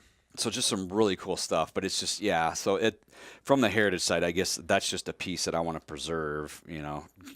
Not that I plan on going anywhere. It's just it is truly my daughter is the first in she's the 6th generation that will be part of the legacy of this farm, and she won't recognize it compared to what the previous 5 had. So right, yeah, and one of the craziest things about what's happening in technology in the last 5-10 years with Facebook or YouTube or anything, or with this podcast, is we're able to have a conversation and it's saved out there in the ether somewhere, right? Yep. And my kids or my grandkids or my great-grandkids are going to be able to pull up a file of great-grandpa Matt and go, look at that crazy fucker. Yeah. Well, that was the that was the impetus of what we did this for. This is why we did it. You and I had conversations. We really enjoyed that, and we thought, well, everybody would want to listen to us, and so obviously. Then all of a sudden we're like, oh, but wait a second. Now we can have conversations in real time. So, look at a World War II. The war is over on a paper, but you don't have anybody who can say, hey, what did it feel like to read that the first time? Yeah. Anxiously waiting in America for somebody to come home or something. How are you feeling at that time? We have things like 9/11 that we could probably associate more for tragedy, I guess, or big things that happen. But to be able to just be like, I wonder what was happening on May 10th in 2012 when my grandpa was on that podcast. What were they talking about? Yeah. And, that'd be Yeah. that's What was cool. that thing that you and your father did? What was that called? Where you got to sit down and have a conversation? No, that was me and Junior. You and Junior. StoryCorps on StoryCorps. NPR. So they have these Airstreams, towed behind Airstreams stationed all over America. Started at Ground Zero, and they interviewed firefighters and cops and EMS people at the time, and then it just went global. And so everything that was recorded is in the Library of Congress and will be digital copies there for however long it exists. Wow. So Junior and I, he was 10 or 12. I can't remember which one it was. We went down to the Quad Cities and found it. It was in a parking lot outside a Home Depot or something. And they said, here you go. You guys are going to sit right here. Do you know you're ready to go? I'm going to be back there. We'll take it away. See you later. And that was it. So I still have the disc at home. Sweet. Yeah.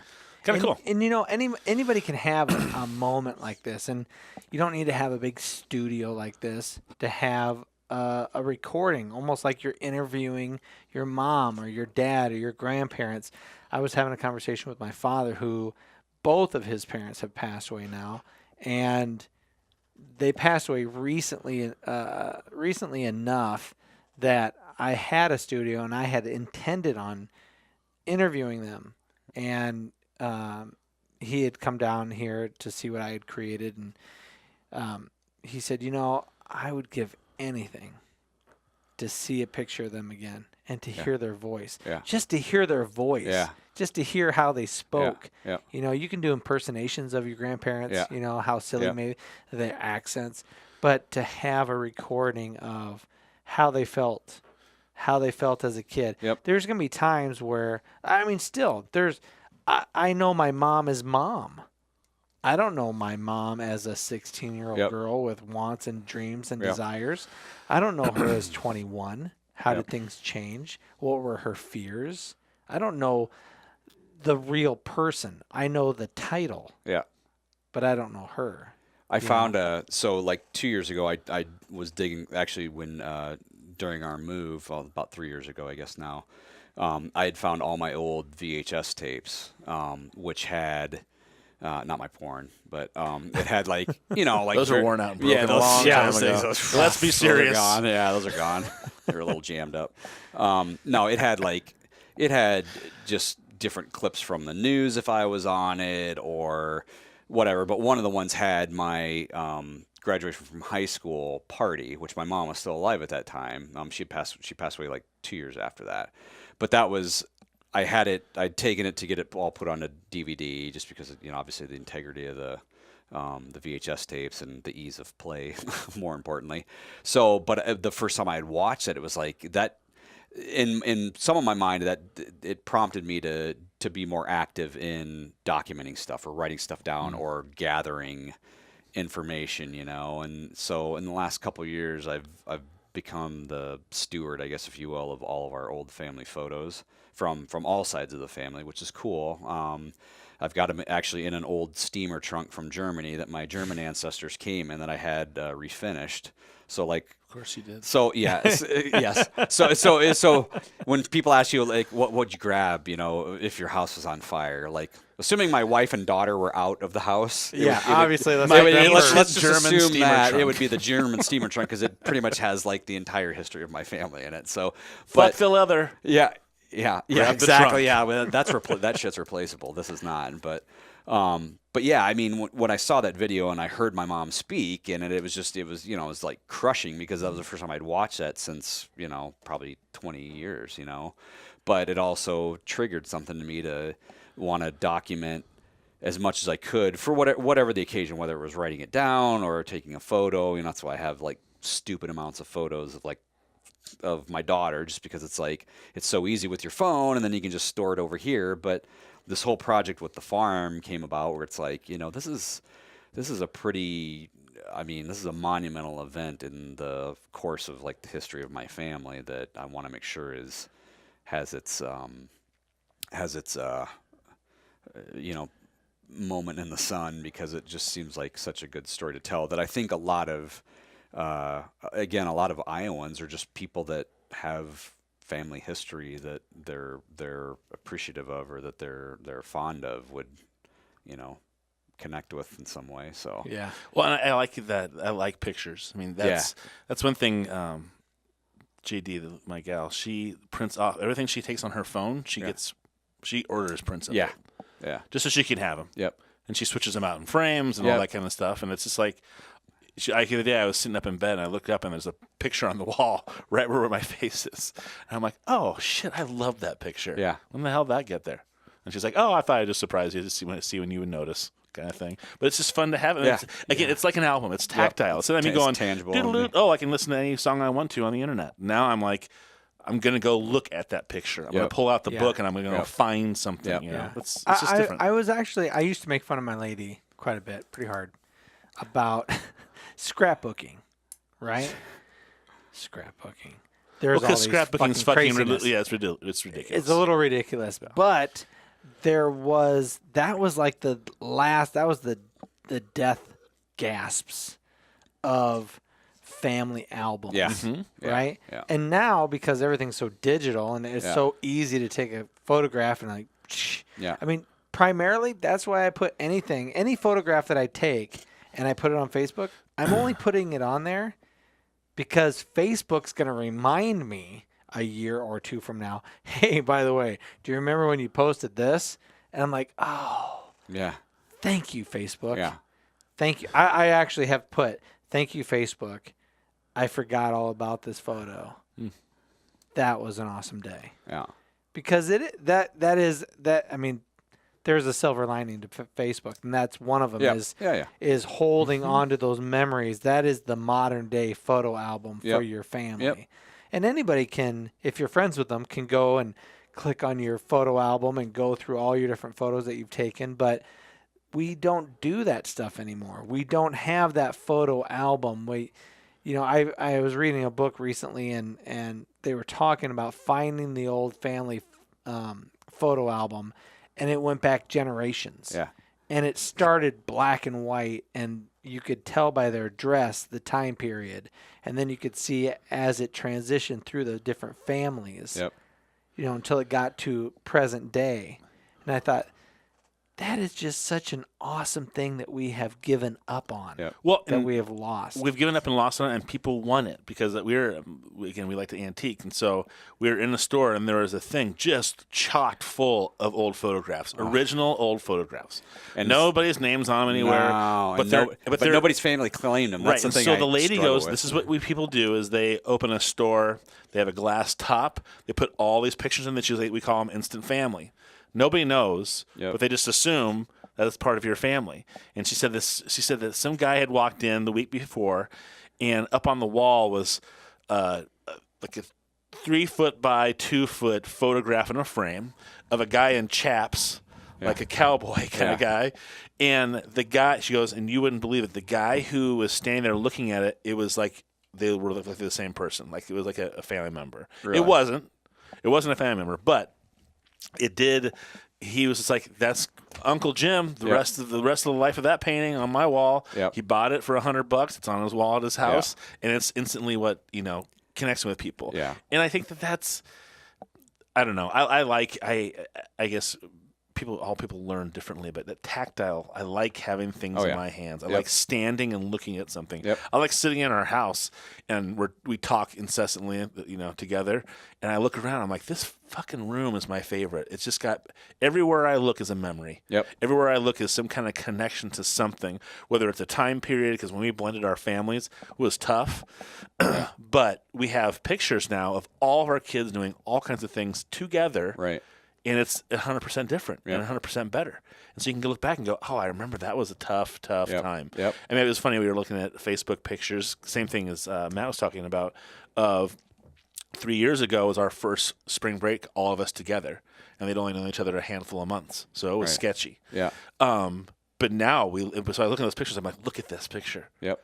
They had known each other for like 3 months. Yep. And they're all getting along. And then we take a big picture now of what we're doing. And you're just like going, holy shit, this family is functioning. Yep. They all get along, what changes they've made. So I like the idea. I mean, I do like the Facebook thing. But again, I have all the pictures that I see pop up that say, hey, 3 years ago you were doing this. It's on my wall in my house. Yeah. So, I mean, it's just different. You have a reference point, too. I mean, and we have a wall in our condo that's just, it's all of like our historic family photos.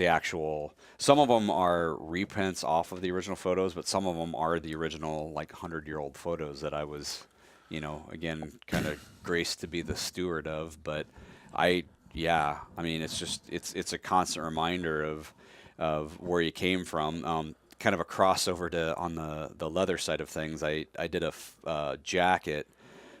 Recently, I found an old vintage leather jacket that I wanted to do something kind of cool and off the wall with. So, size small, of course, right?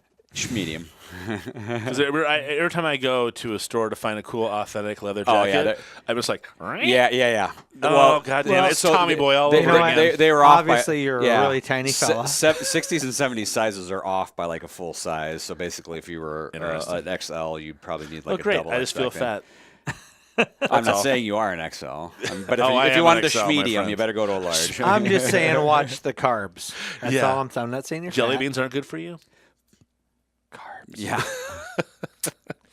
But I burned a picture of my great-great-grandfather that came from Ireland in the back, and then I had a quote put above the photo on like the shoulders of the jacket that said, and it's an old Irish saying. It says, "You have to do your own growing, no matter how tall your grandfather was."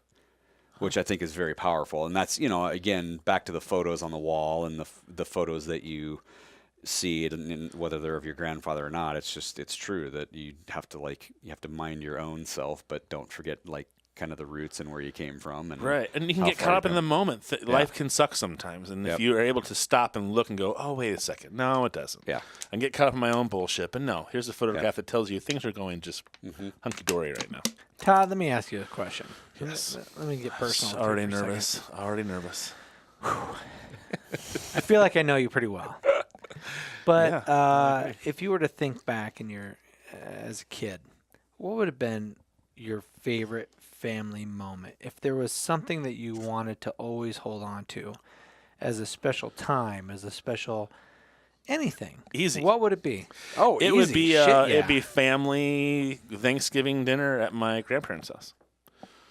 Yep, because they would do the whole. It'd be like the scene from the movies. It would be a table that was as long as the room. Yep. And grandma's at one end, grandpa's at the other, and it's all of my cousins. There's no kid table that I can remember, but there's not very many. There wasn't a kid table. There was only about 10 of us grandkids.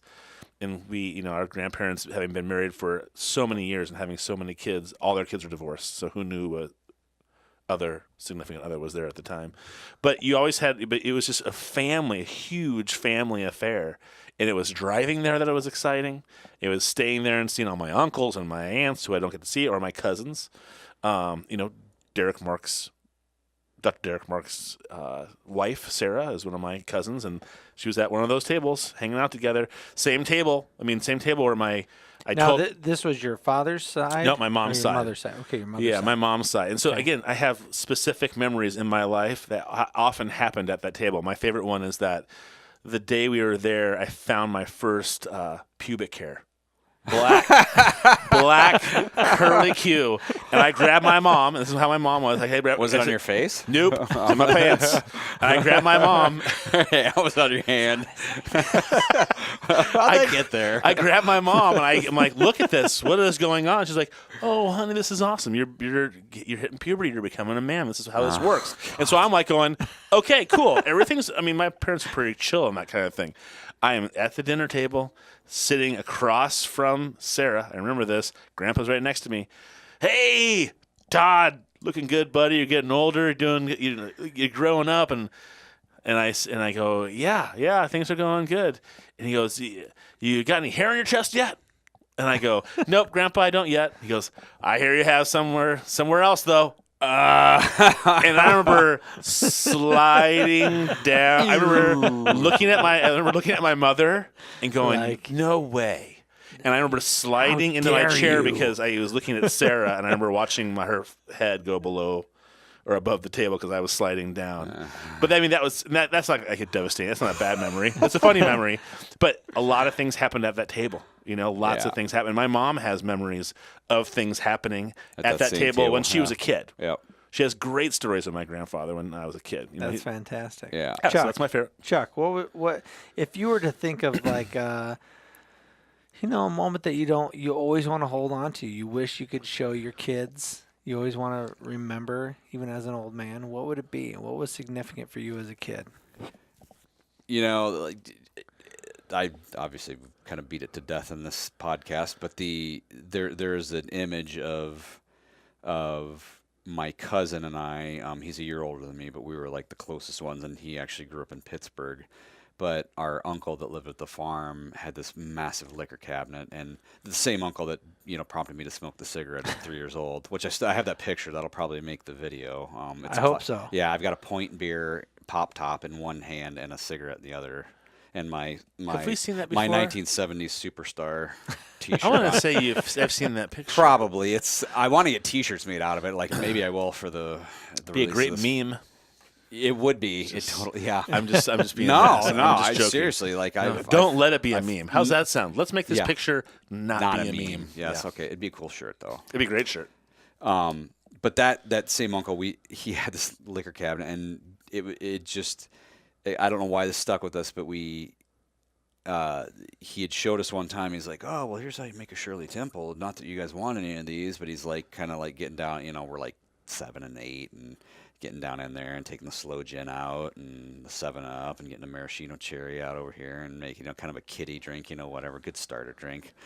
And we didn't think like slow gin. It tastes like doesn't taste like anything. He's like, oh, you can put some real gin in there too. So he's like basically showing us how to concoct this drink. Well, like after about like 5 of those, each of us were like kind of wobbling around, and both of our moms are like, what the hell? Like, what are you guys drinking there? And like, oh, nothing. It's just like I don't know. I think Uncle called it Shirley Temple. And she's like, gee, yes, like goes into this tirade about like, because we're pretty much, bombed. But it's just, I don't know. I think not that there were so many moments like that where it's like you wanted to be older, even though you're stuck at the kid table, because we did have kid tables, and it's like you're stuck at the kid table, but that was like your one in that you kind of had like this backdoor access to like to be a little bit of an adult, but you're just, I don't know, like the adults were having their adult conversations about otherworldly things, whereas we just wanted to like, hey, where's the BB gun at? Let's go frog hunting, while we're jacked up on Shirley Temples, like, so I don't know. It was just simple. There wasn't like a lot of care in the world. It was always during the summer, so you were out of school and just, I don't know, like I would, yeah. It's always a good realizer. It helps me realize that my parents were just people trying to get through it too. Yeah. Because you look back and you're like going, oh, what the fuck? Did you let me do that? Or why was this happening? You don't understand it. But if you look at it in the context of where they were at, I can't tell you how many times I'm just barely fucking scraping by. Yeah. Like mentally. I'm just doing so much. You're involved so much with your kids and you just get lost in it. And so it's good to know like, oh, so they were doing the exact same thing. Yeah. They're just doing the best that they could. Yep. So I remember my mom will still bring up my brother who got drunk at her 40th birthday party. We flew out from D.C. just to see her, and my brother was sipping drinks the whole time. And eventually, I had to take him outside while he threw up, and she blamed my dad for all of it. And I was like, what? Now I look back, I'm like, you could have watched him. He was a child at this thing too. He could have not been drinking, But again, she wasn't keeping track of us, and that's okay. You don't have to keep track of a 16-year-old kid all the time. Yeah. So again, it's nobody's fault. It's just it's we're all infallible. Yeah. Yep. But it has the best stories. That infallibility gives you what you want to have a foundation for your memories. Yeah. As long as it doesn't involve, death. Yeah. Yes. Yeah. I think. So what about yours? I was gonna say, what's yours? I think as a kid, one of my favorite memories. It's a double-edged sword because I always have such anxiety, and this may come as a surprise to a lot of people, but not Todd. But I have a huge anxiety around groups of people. I don't like groups of people. I don't like large groups of people. I don't even like going to my own family reunion. It creates such anxiety in me. But one of my favorite memories is thinking back to my father's side, Christmas get-together, Thanksgiving get-together, and all of my uncles, it was the common theme was there was a poker table in the basement that Grandpa sat at, and all the men were at, and all the ladies were upstairs in the living room, and I would bounce back and forth between those two areas until they opened up the basketball game in the driveway, and then I would go out there and I might have been like, I don't know, 8, 9, 10, somewhere in there, and my uncles would let me play with the big guys, and they would toss me the ball, and I would shoot it from way like 3-point land because there's no way I could try to do a layup. Yeah. Because in my dad's family, they don't let things happen. Yeah. They're not like, oh, let the kid make the win. layup. Wham! Yeah. They lay you out. So the only way you're going to make a basket is by throwing it from dropping way back. Bombs from dropping bombs. And I remember Andre Banks. Remember Andre Banks from the University of Iowa? Yes. Yeah. So Andre Banks was big at that time. That's the time frame that I'm talking about. Yeah, and like so 81, 82, I'm shooting it from way back, and that's what they were calling me, Andre Banks. So that's probably my favorite, like feeling like you're part of the men. Oh yeah. Feeling included, even though they're handing it to you. Yeah. But you never get there. Like that's the thing that I realize is that I was so, I was one generation removed, but I was the youngest of 6 kids, and my parents had me when they were in their 40s. So when you talk about by the time I was old enough to realize what was going on, most of my uncles, aunts, and whatever were in their 50s, and I was still just a kid. And when I was 21, guess what? They were in their 60s, 70s, retired. So I don't know, you never get there. I think it's always something that maybe deep down you kind of strive for, like, oh, I just want to be part of a meaningful conversation or an adult conversation. It's funny and it's weird, and I don't know why that you have that desire to get to that point, but I think deep down for me it was just I just wanted to make them like proud and like respect the person that I grew up to be. I think I came to that realization that I'm never gonna make it. I'll never get to be that level of adult because I'm always going to be the little nephew or the little great nephew. I've had some moments where I had heard a joke when I was a kid at the dinner table, and I still remember the joke, and I didn't get it at the time, but I get it now as an adult. Is it about the man in the boat? Nope, it's not about the man in the boat. It's about this kids are all in kindergarten, they're all sitting around talking to the teacher, and the teacher's going, so, which, a kid asks, which body part goes to heaven first when you die? The teacher goes, that's a cute question. Let's ask everybody. And the little kid goes, I think it's your hand. Your hands. Why? Oh, my dad's a doctor, and he works on people's hearts, and so he cures people. Oh, that's cute. Nice, like that. Oh, I think it's your brain because you think with your brain. It makes you learn, blah, blah, blah. That's very cute, too. And this little girl goes, I think it's your feet. And she goes, oh, okay, why? Why do you think it's your feet? Well, because last night I walked into Mom and Dad's bedroom, and Mom had her feet in the air, and she was screaming, oh, my God, I'm coming. So, at the time... You know what? And that's what this show is about. Good, wholesome memories. Good, clean jokes. We got to put that in the movie. I remember people asking me, because I don't tell jokes. I don't know jokes. And so, you have any good jokes? And that's the only one I can fall back on because I remember going, God, I want to know what they're talking about. I so badly wanted to be part of this adult conversation, what you're talking about, right? I so badly wanted to be part of what they were doing and laughing and having a good time, that I remember this joke to this day, even though I didn't understand any of the concepts in it. Back then. Isn't that weird? Yeah. But it got me there. So I totally agree with you that you can never get there. But that was able to be at that dinner table just for a second as an adult. It was, oh, God damn, that's funny. I got it, So. Yeah. By the way, Bubby says pubic hairs, LOL, LOL, LOL. She likes them? I'm just saying I think you tickled Bubby's fancy with the pubic hair story. Hey, I don't know about you, but they came in one at a time. I was a very late bloomer. So when I saw it, I was like, oh, what the fuck is that? One at a time. Were you exposed to radiation at any time in your childhood? I was just a late bloomer. Every podcast is different, ladies and gentlemen. You don't get the same flavor. You don't get the same sayings. You might get stories. Somehow we end up on porn. Yeah. Or butt plugs. Or butt plugs are a good theme.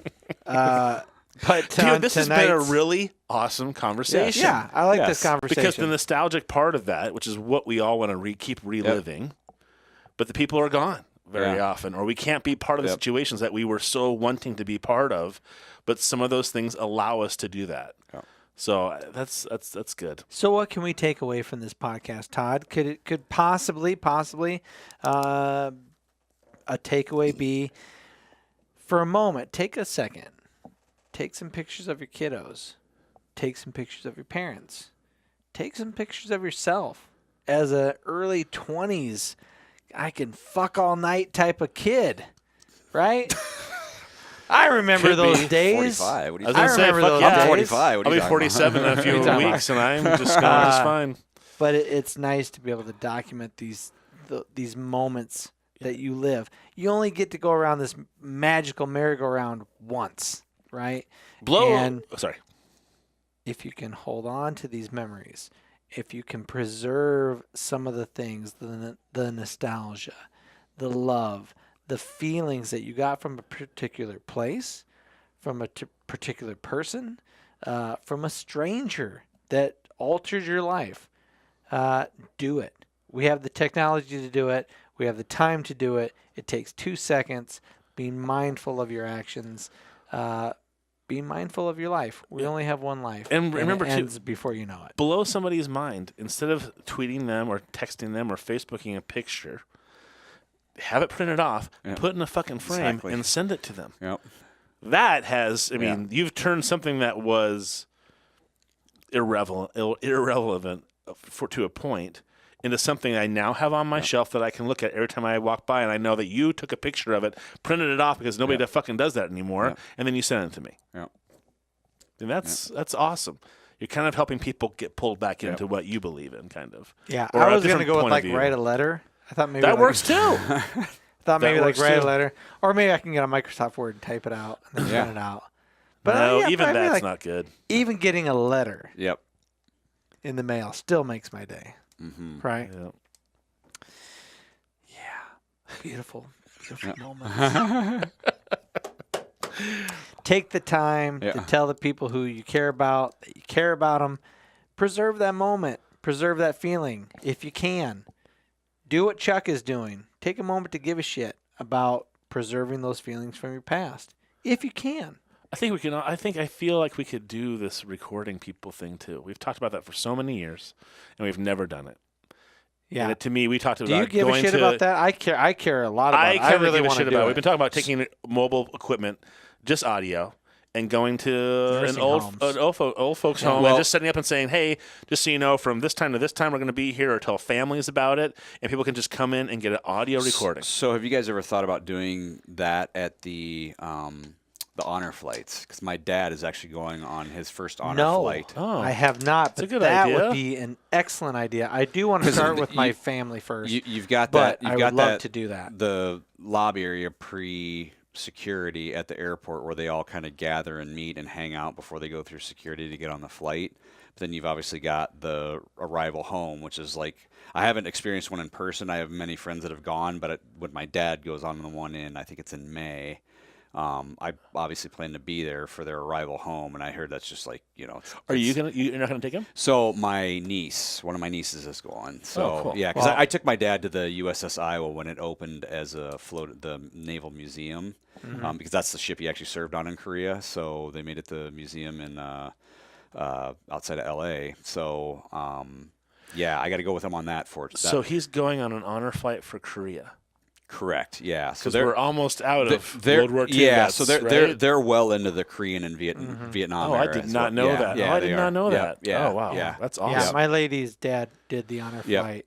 Yep. I've had several buddies' dads who are Vietnam vets. It's exhausting. Yeah. It's what I would. And my dad's 86 and he's got a bum knee, and it's going to be a long day for him. But he's just For all those people that take the time to go to make that happen, to push the wheelchairs, the volunteers, whoever is in there to help those people actually get to go on these honor flights and make it all happen. It's crazy. Hats off to you because it means a lot to these veterans. And to the families, too. Yeah, absolutely. Super cool. So, absolutely. But yeah, there's probably some good audio there, I'm guessing. So. Well, yeah, in conversations between vets. Yeah. Going back to something like that, absolutely. Yeah. But we're just thinking that maybe it would give people the opportunity to get the recordings that you missed, right? I mean, I was lucky enough to interview my grandfather in Tahoe, and the last times I saw him, and I was like, you know what? I'm going to be crazy. I'm just going to bring. I had like those little mini video recorders that had little mini tapes in them, right?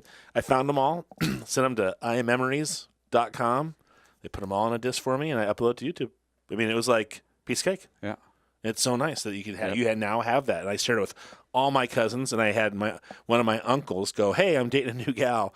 I want her to see Grandpa. Yeah. What's the link?" And so I sent it to him, and he sat with this lady and watched 2 hours of just an interview, Yeah. And it was so perfect, too. I can't take any credit for it. Nature was in full. There's a window with a pine tree, snow falling. He's standing there sipping coffee. I'm off screen just peppering him with questions that all the cousins had given me ahead of time. That's it was awesome. just fucking great. Yeah, that's a great. Yeah, that's that is a great amazing. thing. I'm glad you were able to do that. Yeah. Yeah, it was. Yeah, if you're able to do that, do that. Chuck. Yes. I know you hate Facebook. Right? Let's not say it's. Just but how would people, if somebody wanted like a custom purse? Yeah. With a gun. So thing. I mean, my business page is still there. It's still Rise Above Leathers on Facebook and Rise Above Leathers, and it's Instagram. It's also Rise Above Leathers. Instagram is probably my preferred method now, just because it's so communication. Everything. Well, pictures. It's you take a picture, you throw a couple hashtags, you upload it, and you can direct message through Instagram just like you can through Facebook. But you can my Facebook account business page is linked to Instagram. So every picture you see on my Instagram, you're likely to see as well on my Facebook page. So TPS Media is now following you, Chuck. Look at all that craziness. Yeah. Look at all that craziness. Yep. So, and then look at that guy. Look at that guy. I love your studio. I love the retro 1970s purple walls. It's been there for a while. It's I've got some cool things probably since you've last been up there. So did a little redecorating and moving around. So I might have to have you redo my watch. Did you grow or did you shrink? Here's the thing. Because I do so much, I hit the intro again. There you go. Because I do so much computer stuff and I'm on the desk so much, having the buckle right under my wrist irritates my wrist, so then I take it off all the time. Yep. So I'm going to have to figure out a different way so that whole underside of my wrist is like smooth. Oh, yeah. We could figure that out. Yeah. Piece of cake. Because I love it. Yeah. I love what you did, and it's beautiful, and I would wear it more. He fixed my lady's purse. She has some cheap piece of shit that she wanted to keep. I'm like, you bought this like at Silver Spider. What are we doing here? And she's like, I love this purse. And she still has it to this day. So, and he fixed it for her. So, it's awesome. So, is there anything else that you like really are kind of into that you want to kind of bring people into? Promote. We talked about this. We talked about the sex swing and kind of like some more of the GIMP kind of outfits. Masks, the masks. Not there ball yet. Gag. Not totally there not yet. Love there the yet. ball gag. Not there yet. Yet is the key word there. Yes. I suppose if the money's right, yeah. But we're talking soft, supple leather, people. Come on now. I know. If the opportunity presents itself. Do you make pants yet? No. Okay. You don't make chaps? I don't. No, not yet. chaps. Pants. He's talking like Pants. You know what? I would buy a pair of pants. Fuck yes, I would. Really? I would like probably lace buy... up crotch. Oh fuck! That's You know so what? awesome. I'll have to ask some of my Fringe on the female sides. viewers if they'd like to see me in some leather pants. You're so gross. Because I tell you what, my lady would not. My wife would not like to see that. But maybe some of you viewers would like to see that. And if you would, let me know. And then I'll pay. General public. And then I'll let Chuck know. And we'll get some measurements. Kickstarter. Yeah. My lady and I'll would start love working out. me in a pair of leather pants. As grotesque as that sounds, she would think that's yeah, awesome. that freaks me out a little bit. You in a pair of leather pants. Yeah. Oh, it freaks me out too. A lot of What do you squeaking do with going the on. undercarriage? Let's start. How do you find a good pattern?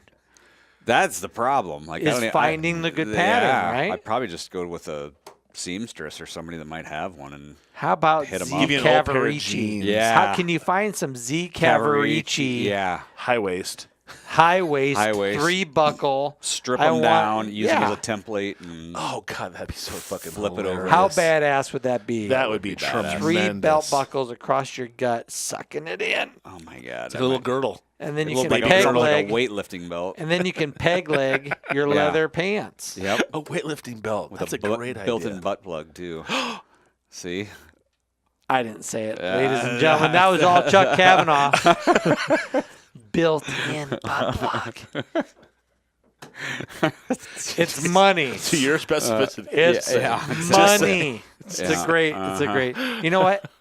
You haven't even had all that much mead. I know I haven't. Well, you're hoarding it over there, so I might finish that bottle tonight. It really didn't. You know what? It could have been juice. you didn't need the mead. I didn't need the mead. I don't think the meat. The had Blue anything in Moon it. was pretty good, though.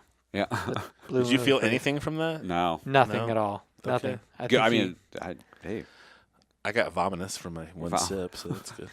you really didn't like it. Fuck no, it tastes horrible. And that's it for tonight on the Primal Scream podcast. Some people like mead, some people don't. Todd, I'll try the strawberry. Todd is an a-hole. Sorry, Tim. Chuck Cavanaugh, on the other hand, Is not an a-hole. he's a guy I'd like to mouth kiss. Too much? Is that too much? Too soon? Mouth kissing? Cheek is fine. But he is a hell of a guy, and he's an amazing craftsman. If you want something custom done, go to Rise Above Leathers. Get a piece of art. Yeah, whatever. If you want a GIMP mask, it might be his first one ever. But you're going to love it. it's a prototype. You're going to love it. And if you want a purse done with maybe a little, this is a gun. Yeah. That's a gun. Yeah. Anyway, Todd, do you have anything useful, anything helpful? Nothing useful or helpful. But again, I really appreciate your time tonight. I appreciate Chuck's time tonight. Yeah, it was a that's good great. time. Thank you. Really Thanks for awesome. hanging out with us Yeah, tonight, Chuck. it's been a while. We gotta not make it 2 years till I come back here. Well, you live in a pretty cool place too, so we should be able to make it down there once in a We while. all can't live in the water tower. I haven't even seen the place either because you had it redone, all the crazy Yeah, shit. you had We've the never even floors seen it. redone, and you're like, I don't want common people Yeah. walking on them. So Common people. just me, Yeah. my songwriter, beautiful wife, and our gorgeous cherub baby. Which you can't see on Facebook. So. I only want them on our floors. Only soft, supple feet. Soft little, Yes. fat little Yep. baby Jesus Yep. feet. Anyway, that's it for the Primal Scream podcast. I'm Matt. I almost, well, pretty much always Todd. Always. It's always Todd. And we'll see you later. Adios. Good night. That's Chuck. Say goodbye, Chuck. Peace.